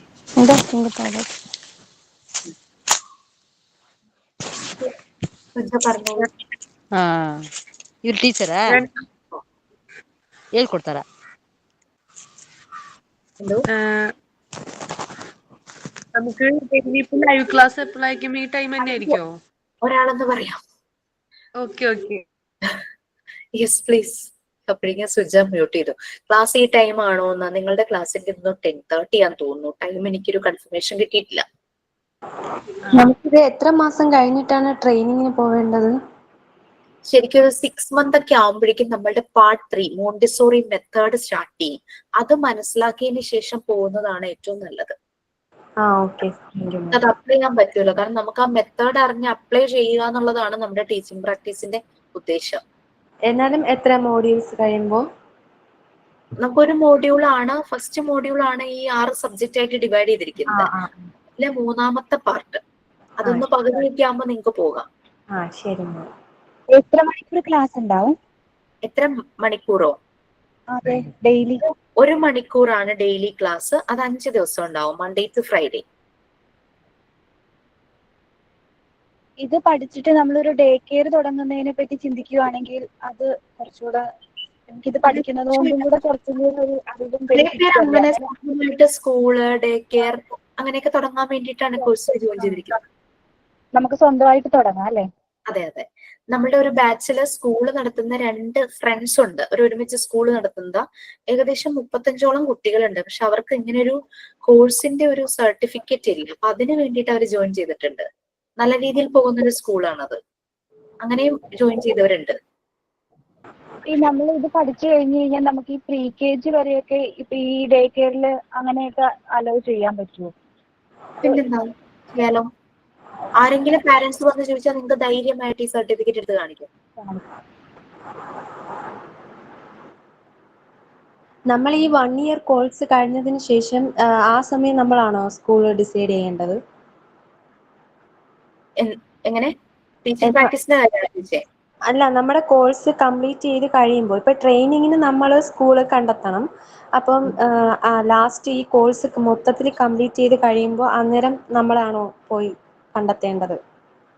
ജോലിക്കാണോ? ജോലിക്ക് എന്തെങ്കിലും നമ്മുടെ അവിടുത്തെ സ്കൂളിൽ നിങ്ങൾക്കിപ്പോ നിങ്ങളുടെ പ്ലേസിൽ കൺവീനിയന്റ് ആയിട്ടുള്ള ഏതെങ്കിലും നിങ്ങൾക്ക് പോകാൻ എളുപ്പം അല്ലെങ്കിൽ നിങ്ങൾക്ക് ഇഷ്ടപ്പെട്ട ഒരു സ്കൂളൊക്കെ ഉണ്ടാവുമല്ലോ. ഡെഫിനറ്റ്ലി ടീച്ചിങ് പ്രാക്ടീസ് ചെയ്യുമ്പോൾ തന്നെ അതങ്ങ് സെലക്ട് ചെയ്യാം. എന്നിട്ട് അവിടെ നമ്മളുടെ അവരുമായിട്ടൊരു ലിങ്ക് നമ്മൾ ഒരു ചാനൽ നമ്മൾ അവിടെ ഡെവലപ്പ് ചെയ്തിട്ടുണ്ടാകും.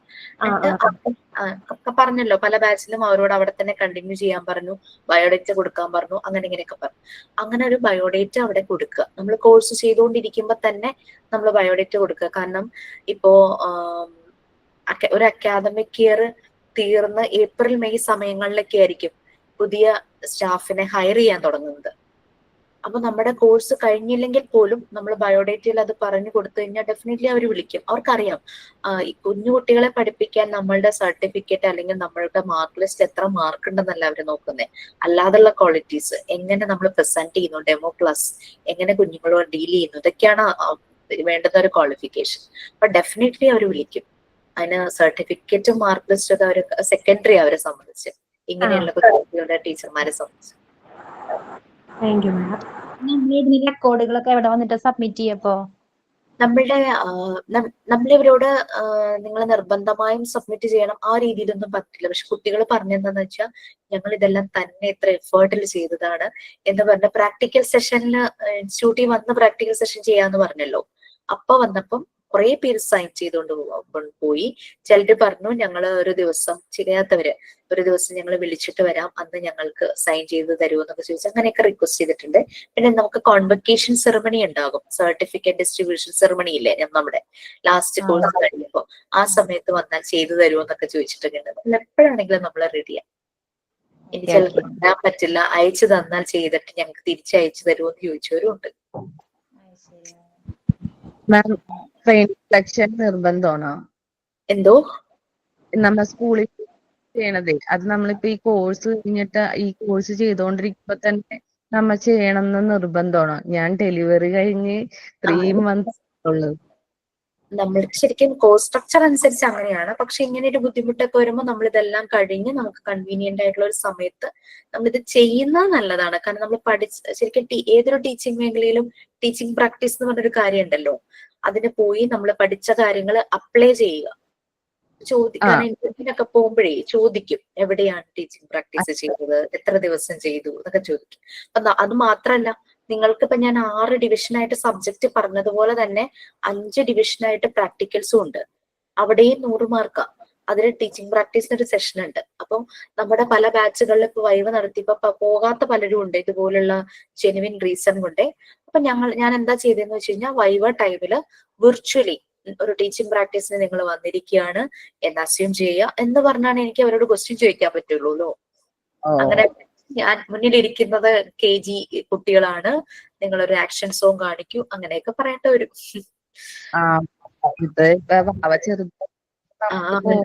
അതെ, അതെനിക്ക് മനസ്സിലായി. അതാണ് കംപ്ലീറ്റ് ആക്കി. Okay anyway take rest. Yes and Siya. Madam, ഈ ടീച്ചിങ് പ്രാക്ടീസ് അപ്പൊ നമ്മൾ എത്ര മാസം ചെയ്യേണ്ടി വരും? ശരിക്കും 10 to 15 days മതി. ചിലപ്പോൾ പറഞ്ഞെന്താന്ന് വെച്ചാൽ എനിക്ക് ഇത്രയും കൂടെ പ്രാക്ടീസ് വേണമെന്നും പറഞ്ഞിട്ട് കുട്ടികൾ തന്നെ സ്വയം 1 month 2 month ഒക്കെ ചെയ്തിട്ടുണ്ട്. പിന്നെ ചിലയിടത്ത് ചെന്നപ്പോ ടീച്ചർമാർ അവിടെ ലീവിന് പോയി അങ്ങനെയൊക്കെ വരുമ്പോ ആ സ്കൂള് തന്നെ റിക്വസ്റ്റ് ചെയ്യും കണ്ടിന്യൂ ചെയ്യാമോ എന്ന്. എന്നിട്ട് പേയ്മെന്റും കൊടുത്തവരുണ്ടല്ലോ പല സ്കൂളും. ഹലോ മാം, ഞാൻ ജെൻസി. ഞാനൊരു സ്കൂളിലെ KG സെക്ഷനിൽ കഴിഞ്ഞ ലാസ്റ്റ് 5 years ആയിട്ട് വർക്ക് ചെയ്യാണ്. അപ്പം ഞാനിപ്പോൾ ഇങ്ങനെ ആ സ്കൂളിൽ നിന്ന് എന്തെങ്കിലും ലെറ്റർ ഫോർവേഡ് ചെയ്യലും ചെയ്യണോ അവിടെ ടീച്ചിങ് പ്രാക്ടീസിന്റെ അതിന് വേണ്ടിയിട്ട്? കാരണം ഓൾറെഡി ഞാൻ അവിടെ 5 വർഷമായിട്ട് വർക്ക് ചെയ്യുവല്ലേ? അവിടെ വർക്ക് ചെയ്യാന്നല്ലേ പറഞ്ഞേ? വർക്ക് ചെയ്യുക ടീച്ചറായിട്ട് KG സെക്ഷനിലല്ലേ? അപ്പൊ ടീച്ചർ ഒരു കാര്യം ചെയ്താൽ മതി. ഞാനൊരു ടീച്ചിങ് മാനുവലിന്റെ കാര്യം പറഞ്ഞില്ലായിരുന്നോ? അതൊരു 10 ദിവസത്തേക്കുള്ളതെങ്കിലും ഒന്ന് പ്രിപ്പയർ ചെയ്ത് വെക്കുക. ഓരോ ദിവസം എന്താ ആക്ടിവിറ്റി കൊടുത്തപ്പോ കുട്ടികളുടെ റെസ്പോൺസ് എന്ത്, അതിന്റെ ഫോമാറ്റ് നമുക്ക് ക്ലാസ് തുടങ്ങുമ്പോൾ ഞാൻ തരാം. ഒരു ദിവസം അവിടെ വന്നു കഴിഞ്ഞാൽ പ്രാക്ടീസ് ചെയ്യാൻ പറ്റുമോ? എന്താണ് ടീച്ചിങ് പ്രാക്ടീസോ? അതെ, നമ്മള് ഇൻസ്റ്റിറ്റ്യൂട്ടിൽ നമുക്ക് KG കുട്ടികൾ ഇല്ലല്ലോ, മീൻസ് അങ്ങനെ ഒരു ഇതില്ലല്ലോ നമുക്ക്. മേഡം, എന്റെ പേര് രമ്യ. ഞാന് ചോദിക്കുന്നത് CBSE സ്കൂളുകൾ വേണ്ടേ നമ്മളെ ടീച്ചിങ് പ്രാക്ടീസിന് സെലക്ട് ചെയ്യുമ്പോൾ? CBSE സ്കൂളാണ് ശരിക്കും നമുക്ക്, അതാണ് നമുക്കുടെ ഒരു ഗ്രോത്തിന് നല്ലത്. പക്ഷെ ഇപ്പം ഗവൺമെന്റ് സ്കൂളുകളിൽ നല്ല ഓപ്പണിങ്സ് ഉണ്ട്. അവര് നമ്മളെ നോക്കിയിരിക്കുക, കാരണം അവർക്ക് കാര്യമായ ഐഡിയ ഒന്നുമില്ല. അപ്പൊ നമുക്കവിടെ കൂടുതൽ ചെയ്യാനും പറ്റും. അങ്ങനെ ഗവൺമെന്റ് സ്കൂളുകളിലും കുട്ടികൾ പോയിട്ടുണ്ട്. ഓക്കെ. അപ്പൊ നമ്മൾ അവിടെ ചെന്നിട്ട് പറയാണോ വേണ്ടേ നമ്മള് ടീച്ചിങ് പ്രാക്ടീസിന് ഞാനിങ്ങനെ കോഴ്സ് ചെയ്യുവാണ്, അപ്പം എനിക്ക് അവിടെ പെർമിഷൻ തരണം എന്നുള്ള രീതിയിൽ പറയുമ്പോഴേക്കും അവർ ഓക്കെ പറയുകയാണെങ്കിൽ അവരുടെ അഡ്രസ് ഒക്കെ കളക്ട് ചെയ്യാം. എന്നിട്ട് നമ്മുടെ ഇൻസ്റ്റിറ്റ്യൂട്ടിൽ ഇൻഫോം ചെയ്യുമ്പോൾ നമ്മുടെ ലെറ്റർ ഹെഡിൽ ആ അഡ്രസ്സിലേക്ക് അവിടുത്തെ ഹെഡ് ഓഫ് ദി ഇൻസ്റ്റിറ്റ്യൂഷൻ ഒരു റിക്വസ്റ്റ് നിങ്ങൾക്ക് വേണ്ടിയിട്ട് പ്രൊവൈഡ് ചെയ്ത് തരും. ഓക്കെ ഓക്കെ, ശരി, താങ്ക് യു.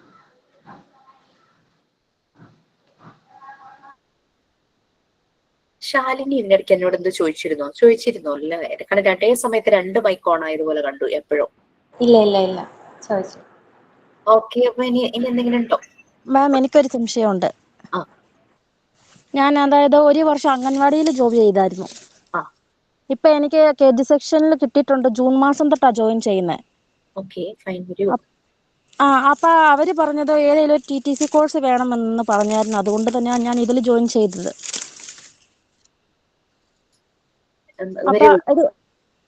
അപ്പൊ ഇത് കഴിഞ്ഞിട്ടപ്പൊ ഞാൻ എന്താ ചെയ്യേണ്ടത്? ഇതിൽ പഠിച്ചോണ്ട് തന്നെ കാരണം ഇത് പഠിക്കുമ്പോൾ സുജിക്ക് കുറച്ചുകൂടെ നല്ല രീതിയിൽ KG കുട്ടികളെ മാനേജ് ചെയ്യാനായിട്ട് പറ്റും. അംഗൻവാടിയിലെ എക്സ്പീരിയൻസും ഉണ്ടല്ലോ, നമുക്ക് കുറെ കാര്യങ്ങൾ സയന്റിഫിക് ആയിട്ട് മനസ്സിലാകും. Okay ma'am. കുട്ടികളുടെ അപ്പൊ ഞാൻ അവിടെ ചെല്ലുമ്പോ ആ ട്രെയിനിങ്ങിന്റെ ഇത് പോരെ ഇത് ചെയ്യാനായിട്ട്? തീർച്ചയായിട്ടും മതി. ഞാനിപ്പോ ജെൻസി ടീച്ചറോട് പറഞ്ഞ പോലെ ഒരു ടീച്ചിങ് മാനുവല് അതിന്റെ ടൈം ആവുമ്പോ ക്ലാസ്സിൽ ഞാൻ പറഞ്ഞുതരാം. ശരി, ഓക്കെ മാം. ഓക്കെ. ഇപ്പൊ ജൂണിലേ ഉള്ളൂ. എല്ലാവർക്കും ടീച്ചർമാരെല്ലാരും ജൂണിൽ പോയാൽ പോരെ? Naveena teacher, Jency teacher, Suja teacher, നിങ്ങൾ 3 പേരും ജൂണിൽ പോയാൽ പോരെ? അതെ. Good afternoon ma'am. ഞാൻ ഈ ടീച്ചിങ് പ്രാക്ടീസ് നമ്മൾ കേരളത്തിൽ തന്നെയുള്ള സ്കൂളുകളിൽ ചെയ്യണമെന്ന് നിർബന്ധമുണ്ടോ? ഞാനിപ്പോ ബാംഗ്ലൂർ ആന്ധ്രയിലെ ഒരു സ്കൂളിൽ പഠിപ്പിച്ചുകൊണ്ടിരിക്കുക. അപ്പൊ ഞാൻ ഇവിടെ തന്നെ ചെയ്താൽ മതിയോ എന്ന് അറിയാൻ വേണ്ടിയായിരുന്നു. മതി. പിന്നെ ഈ റെക്കോർഡൊക്കെ നമ്മളായിട്ട് തന്നെ വാങ്ങണോ അതോ ഇൻസ്റ്റിറ്റ്യൂട്ടിൽ നമുക്ക് പ്രൊവൈഡ് ചെയ്യോ? നിങ്ങളായിട്ട് തന്നെ വാങ്ങണം. നമ്മൾ +2 പഠിക്കുമ്പോൾ വാങ്ങാറില്ലേ? കെമിസ്ട്രിക്കും ഫിസിക്സിനൊക്കെ വാങ്ങിച്ചിട്ടുള്ളവരുടെ, അതായിരുന്നു സയൻസ് ആയിരുന്നവർക്ക് അറിയായിരിക്കും. അതെ, സയൻസ് ആയിരുന്നു. അതുപോലത്തെ റെക്കോർഡ് നമ്മൾ വാങ്ങണം. നമുക്ക് കിട്ടുന്ന മിക്കവാറും കെമിസ്ട്രിയുടെ ഒക്കെ റെക്കോർഡ് ആയിരിക്കും. ആ കംപ്ലീറ്റ് ഫ്രണ്ട് പേജിൽ അതിനെ കുറിച്ചൊക്കെ ഡീറ്റെയിൽ ഒക്കെ എഴുതിയതായിരിക്കും. അതൊക്കെ മതി. എനിക്ക് തോന്നുന്നു ഒരു 120 pages.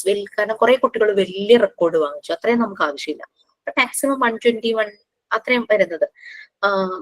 100-നുള്ളിൽ അങ്ങോട്ട് റേറ്റ് ആവുള്ളൂ തോന്നുന്നു. ചിലർ വാങ്ങിച്ചപ്പോ 60, 70, 90 എന്നൊക്കെ പറയണ്ടായിരുന്നു റേറ്റ്.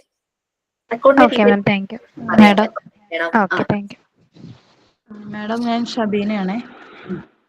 ഞാൻ ടെക്സ്റ്റ് മേടിച്ചിട്ടില്ല, മോണ്ടിസോറിയുടെ.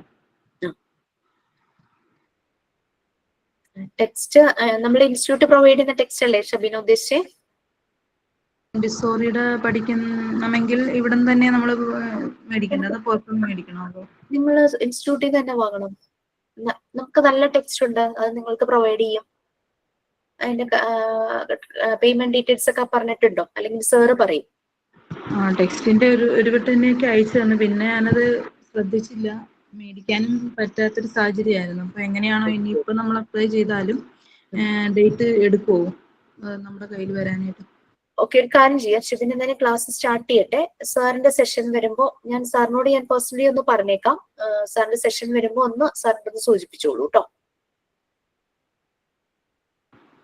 മാഡം, എൻ്റെ പേര് ഷെമീന. ഞാൻ +2 കഴിഞ്ഞ് കുറെ ഗ്യാപ്പ് കിട്ടിയിട്ടാണ് ഇപ്പോഴാണ് ഡിപ്ലോമ. എനിക്ക് ഭയങ്കര മോണ്ടിസറി പഠിക്കണം എന്നുള്ളൊരു ആഗ്രഹം. ടീച്ചറായിട്ട് പോകണം. പിന്നെ സാഹചര്യം കൊണ്ട് എനിക്ക് പറ്റിയിട്ടില്ല. അപ്പൊ ഇപ്പോഴാണ് ഇതിന്റെ ഒരു ലിങ്ക് വന്ന് അങ്ങനെ അറ്റൻഡ് ചെയ്തത്. പക്ഷെ ഇതില് അധികം സ്റ്റുഡൻസ് കുറച്ച് ഇതിനെപ്പറ്റി ഒരു ഐഡിയ ഉള്ളവരായിട്ട് തോന്നുന്നു. എനിക്ക് ഇതൊന്നും കേട്ടതൊന്നും മനസ്സിലായില്ല. അപ്പൊ ക്ലാസ് കണ്ടിന്യൂ ചെയ്യുമ്പോൾ എളുപ്പമാകും ഇരിക്കുമല്ലേ? തീർച്ചയായിട്ടും. കഴിഞ്ഞ ദിവസം കുട്ടികൾ ഓൺലൈനായിട്ട് ഈദ് ആഘോഷിച്ചു, ഒപ്പനയൊക്കെ കളിച്ചു. ആലോചിച്ച് നോക്കൂ. പ്ലാറ്റ്ഫോം ഒക്കെ അതിനാണ്. ഓണം സെലിബ്രേഷൻ, ക്രിസ്മസ് സെലിബ്രേഷൻ, ഈദായിരുന്നു കഴിഞ്ഞ ദിവസം. അതൊക്കെ നമുക്ക് ശരിയാവും. അതൊന്നും ടെൻഷൻ വേണ്ട. ഇവിടെ നമ്മള് മോണ്ടിസോറി മെത്തേഡ് എന്ന് പറഞ്ഞു കഴിഞ്ഞാൽ റെസിപ്രോക്കൽ ഹെൽപ്പാണ്. ഞാൻ ഒരാളെ സഹായിക്കുന്നു, അങ്ങനെ പരസ്പരം നമ്മൾ ഹെൽപ്പ് ചെയ്യുക. ഇവിടെ എന്താ പറയാ, ഈ ഇതുപോലെ സ്വാർത്ഥത അങ്ങനത്തെ കാര്യങ്ങളൊന്നുമില്ല. മ്യൂച്വൽ ഹെൽപ്പ്, സെൽഫ് ഹെൽപ്പും ഉണ്ട്, സെൽഫ് റെസ്പെക്ട് ഉണ്ട്, സെൽഫ് ലവ് ഉണ്ട്. അതുപോലെ തന്നെ mutual help, mutual love, mutual support എല്ലാം. നമ്മളെയും സഹായിക്കും, നമ്മളെയും സ്നേഹിക്കും, അതുപോലെ തന്നെ മറ്റുള്ളവരും. Okay madam, thank you. നമ്മുടെ കാര്യം മാറ്റി വെച്ച് മറ്റത് ചെയ്യാൻ ആരും പറയില്ല. നമ്മുടെയും ചെയ്യണ കാര്യങ്ങൾ ചെയ്യണം, മറ്റുള്ളവരെയും നോക്കണം. നമ്മുടെ സർട്ടിഫിക്കറ്റ് ഡയറക്റ്റ് വന്ന് വാങ്ങിക്കുന്നത് ഓൺലൈൻ വഴി വരുമോ? നിങ്ങൾക്ക് സർട്ടിഫിക്കറ്റ് സെറമണി കോൺവക്കേഷൻ ഉണ്ടാകും. ഡെഫിനറ്റ്ലി കോഴ്സ് തീരാറാവുമ്പോൾ തീർച്ചയായിട്ടും ആ കോൺവക്കേഷൻ വരുന്നതായിരിക്കും. എല്ലാരെയും കൂടെ കാണാൻ ഒരു ആഗ്രഹം ഉണ്ടാവില്ലേ? കോൺവക്കേഷൻ സെറമണി ഉണ്ടാവും. വരാൻ പറ്റാത്തവർക്ക് അയച്ചു കൊടുക്കും. ആ ശരി മാം, എനിക്കൊരു ഡൗട്ട് ഉണ്ട്. ഞാനിപ്പോ ഡിപ്ലോമയാണ് കോഴ്സ് കൊടുത്തത്. എനിക്ക് അതിന്റെ ഒപ്പം തന്നെ PG ചെയ്യാൻ പറ്റും? എന്താ ക്വാളിഫിക്കേഷൻ എന്താ? ഞാൻ ഡിഗ്രിയാണ്, കംപ്ലീറ്റ് അല്ല. അതൊന്ന് സാറ് ക്ലാസ് എടുക്കുമ്പോ ഒന്ന് ചോദിക്കൂട്ടോ. കാരണം ഡിഗ്രിയാണ് നമുക്ക് അതിന് വേണ്ടത്. സാറത് പറയും. ക്ലിയർ ആയില്ല. ഡിഗ്രി കഴിഞ്ഞവരാൾക്കാണ് PG ഡിപ്ലോമയ്ക്ക് നമ്മള് ക്വാളിഫിക്കേഷൻ ആയിട്ട് പറയുന്നത്. ഡിഗ്രി മാഡം ഡിഗ്രി പാസ്സാകണമെന്നുള്ളതാണ് പാസ്സാകണം എന്നുള്ളതാണ്. ഞങ്ങളൊക്കെ പഠിക്കുമ്പോ അങ്ങനെ തന്നെയായിരുന്നു. ആര്യ എന്താ ചോദിക്കാൻ വന്നേ? ഞാൻ എയ്ഡഡ് സ്കൂളിലാണ് വർക്ക് ചെയ്യുന്നത്. കേട്ടില്ല. ആണോ അല്ലെങ്കിൽ ഒന്ന് മ്യൂട്ട് ചെയ്യാമോ പ്ലീസ്?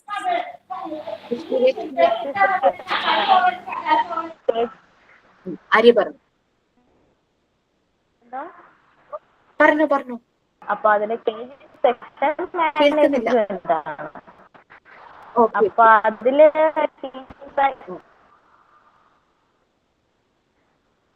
അതില് ടീച്ചിങ് പ്രാക്ടീസ് ചെയ്യുന്നതിൽ പ്രശ്നമുണ്ടോ? ഒരു പ്രശ്നമില്ലല്ലോ, ഒരു കുഴപ്പമില്ല. മാരാണ് അവിടെ. അവിടെ തന്നെ ചെയ്യാം, അവിടെ ചെയ്യാം, കുഴപ്പമില്ല. ഓക്കെ, ആർക്കും ഡൗട്ട്സ് ഒന്നും ഇല്ലാന്ന് വിചാരിക്കുന്നു. സോ നമുക്ക് മോസ്റ്റ് പ്രോബബ്ലി നിങ്ങൾക്ക് ഫ്രൈഡേ ആയിരിക്കും എന്റെ ക്ലാസ് വരുന്നത്. എന്തെങ്കിലും ഉണ്ടോ? ഓക്കെ, മൈൻഡ് അപ്പ് ചെയ്യാം. മാം, ഒരു ഡൗട്ട്. ഈ ക്ലാസ് ഒക്കെ നമ്മൾ സ്ഥിരമായിട്ട് എടുക്കുമ്പോ ലാംഗ്വേജ് ഇഷ്യൂ ഒക്കെ വരുമെന്ന് പറയുന്നുണ്ട്, നേരാണോ മാം? ക്ലാസ് എടുക്കുമ്പോ ഇപ്പൊ എന്റെ കൂടെ തന്നെ ഈ ഇത് ജോയിൻ ചെയ്ത വേറൊരു കൊച്ചുണ്ട്. പക്ഷെ അവളെ ഇടയ്ക്ക് വെച്ച് നിർത്തിയെന്ന് പറഞ്ഞു. കാരണം ചോദിച്ചപ്പോ ലാംഗ്വേജ് ഇഷ്യൂ ഉണ്ട്, മനസ്സിലാകുന്നില്ലെന്ന് പറഞ്ഞു. അതെ, ലാംഗ്വേജ് ഇഷ്യൂ എന്ന് പറഞ്ഞാൽ എന്താ? കുട്ടിക്ക് ഏത് ലാംഗ്വേജാ മനസ്സിലാകാത്തെ? മലയാളം? അല്ലല്ല, എറണാകുളം സൈഡൊക്കെ ഈ ഒരു ഇതുപോലെയല്ലേ സംസാരിക്കുന്നത്. അപ്പൊ ഞങ്ങൾക്കത് ഇത് മനസ്സിലാകുന്നില്ലെന്നൊക്കെ പറഞ്ഞു. ഞാൻ സംസാരിക്കുന്നത് മനസ്സിലാവുന്നുണ്ടോ? ഉണ്ട്. അതാ ഇപ്പൊ ഞാൻ ചോദിക്കുന്നത്. നിങ്ങൾ സംസാരിക്കുന്നത് ശരിക്കും മനസ്സിലാവുന്നുണ്ട്. ഇനി കണ്ടിന്യൂ ചെയ്തോണ്ടിരിക്കുമ്പോ അങ്ങനെ ഒരു ഇഷ്യൂ ഒന്നും വരികയല്ലോ മാം? ഇല്ല. നമ്മളൊരു ടീച്ചർ എന്നുള്ള ഇതിലേക്ക് ഇരിക്കുമ്പോ നമ്മള് കൊളോക്കലി സംസാരിക്കുന്ന പോലെ സംസാരിക്കില്ലല്ലോ. അതാണല്ലോ നമ്മുടെ ഒരു ക്വാളിറ്റി ആയിട്ട് വേണ്ട ഒരു കാര്യം. അതാണല്ലോ. ഒരിക്കലും നമ്മളിപ്പോ നമ്മുടെ ഫാമിലി മെമ്പേഴ്സുമായിട്ടിരുന്ന് സംസാരിക്കുന്ന ടോണിലിരുന്ന് ക്ലാസ് എടുക്കാൻ പറ്റില്ലല്ലോ. So I don't know what happened here. അത് പേരെന്താ ആളുടെ? അറിയൂ? സുജ. ആ കുട്ടിയുടെ പേര് ലാംഗ്വേജ് ഇഷ്യൂ എന്ന് പറഞ്ഞോണ്ട് ചോദിച്ചതാ. ദേവു എന്ന് പറയുന്ന ഒരാള്. ആണോ? ദേവു ഏത് നാട്ടുകാരിയാ? ദേവു ഇവിടെ തന്നെ, ഇടുക്കി. അത് ശരി. ഇടുക്കിന്ന് വേറെ അറിയില്ല എന്താണാവോ. അങ്ങനെ ലാംഗ്വേജ് ഇഷ്യൂ ക്ലാരിറ്റി കുറവായിട്ട് ഇതുവരെ ആരും പറഞ്ഞിട്ടില്ല ടീച്ചേഴ്സ് പറയുന്നതില്. ക്ലാസ് വളരെ നല്ല രീതിയിലുള്ള സംസാരവും ഇതൊക്കെയാണ് മനസ്സിലാവുന്നത്. ഹലോ, മാമിന്റെ പേരെന്താണ്? എന്റെ പേര് ജിഷ. ഞാൻ നോർത്ത് പറവൂരാണ്. ജിഷയാണോ? ജിഷയെന്നാണോ? ജിഷ, JISH. കാണാലോ എന്റെ പ്രൊഫൈലിൽ കണ്ടോ പേര്? ജിഷ കേസ് കേട്ടോ?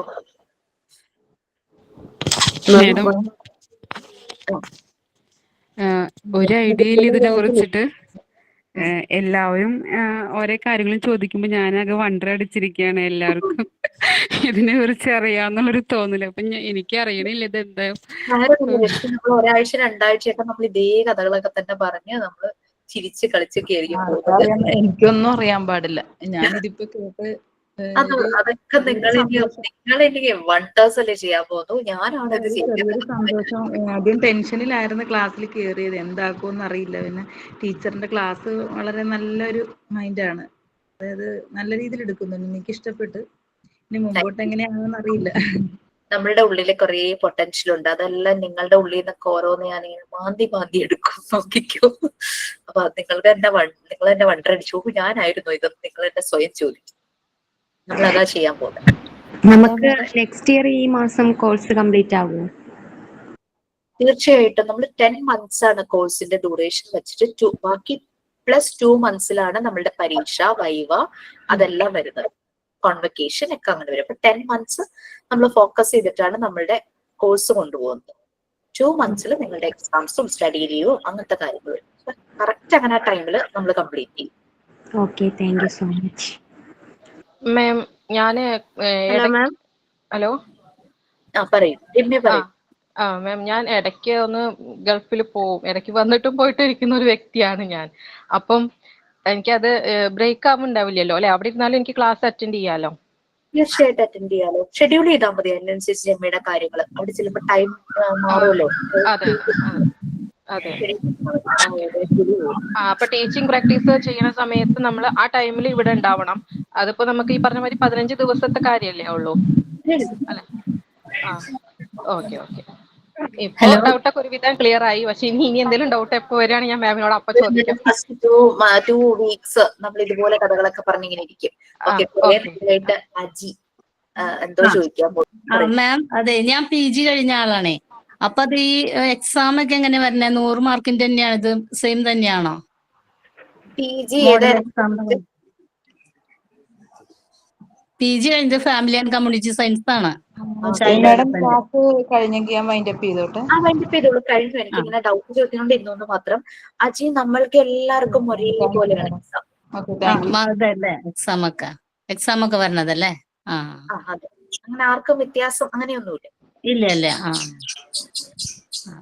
ഈ ക്ലാസ് തന്നെ കണ്ടിന്യൂസ് ചെയ്ത് പോയാ മതി അല്ലേ? ഇതുപോലെ തന്നെ മതി. നിറയെ കിളിയുണ്ടല്ലോ അവിടെ. ഇവിടെ അങ്കമാലിയാണ്, മഞ്ഞപ്ര. രാവിലെ വിളിച്ചായിരുന്നു. Thank you. പറഞ്ഞോളൂ മാഡം. പറഞ്ഞതൊക്കെ മനസ്സിലായി. മാഡം, നാളത്തെ ക്ലാസ് എന്താണ് വീഡിയോ എടുത്ത്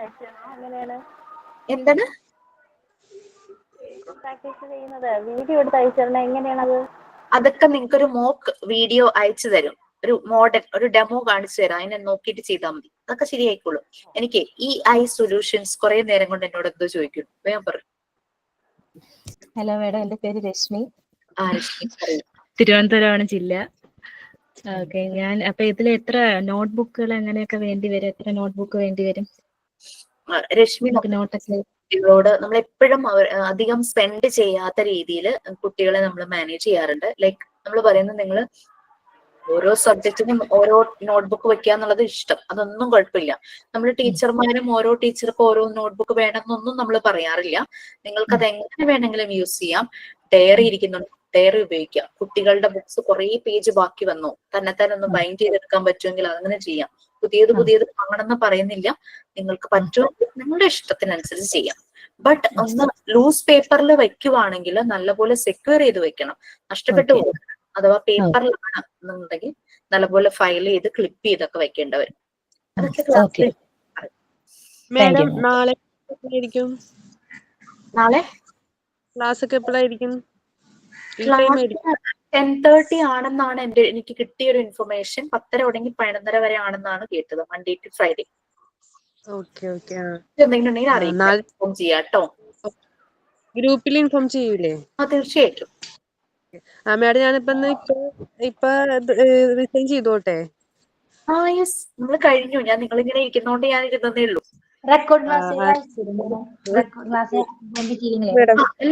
ക്ലാസ് എല്ലാം ക്ലാസ് കഴിഞ്ഞ് പിറ്റേ ദിവസം തന്നെ ചെയ്യാനായിട്ട് ഇവിടുന്ന് ടെക്നിക്കൽ ടീം ശ്രമിക്കാറുണ്ട്. ഓക്കെ മാം, ഈ റെക്കോർഡ് ക്ലാസ് നമ്മൾ എങ്ങനെ കാണുന്നത്? ഗൂഗിൾ ഷീറ്റിലാണോ? എങ്ങനെയാണ് നമുക്കത് അവൈലബിൾ ആവുന്നത്? എന്തെങ്കിലും കാരണത്താൽ ഒരു ക്ലാസ് ഗൂഗിൾ മീറ്റിലാണ്.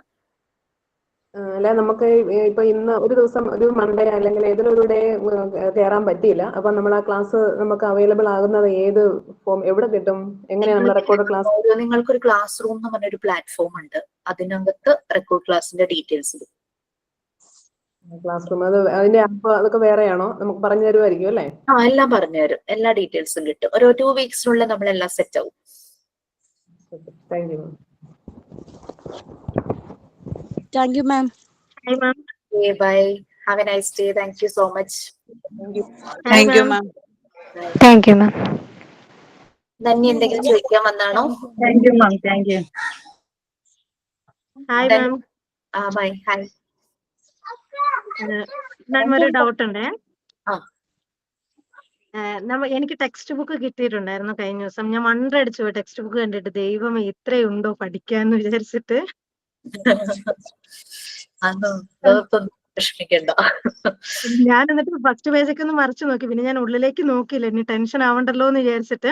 കുഴപ്പമില്ലാന്ന് തോന്നുന്നു. ഞാൻ ഡൗട്ടുകളെല്ലാം കേട്ടു. അതൊക്കെ തന്നെയായിരുന്നു ചോദിക്കാനും ഉണ്ടായിരുന്നത്.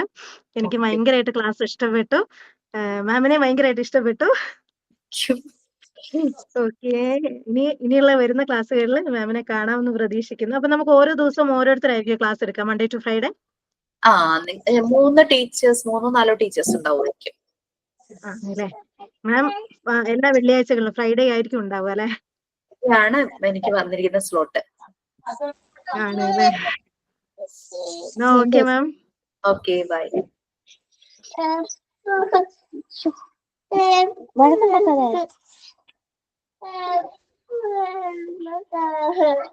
By. Thank you so much. കുഞ്ഞാണ്.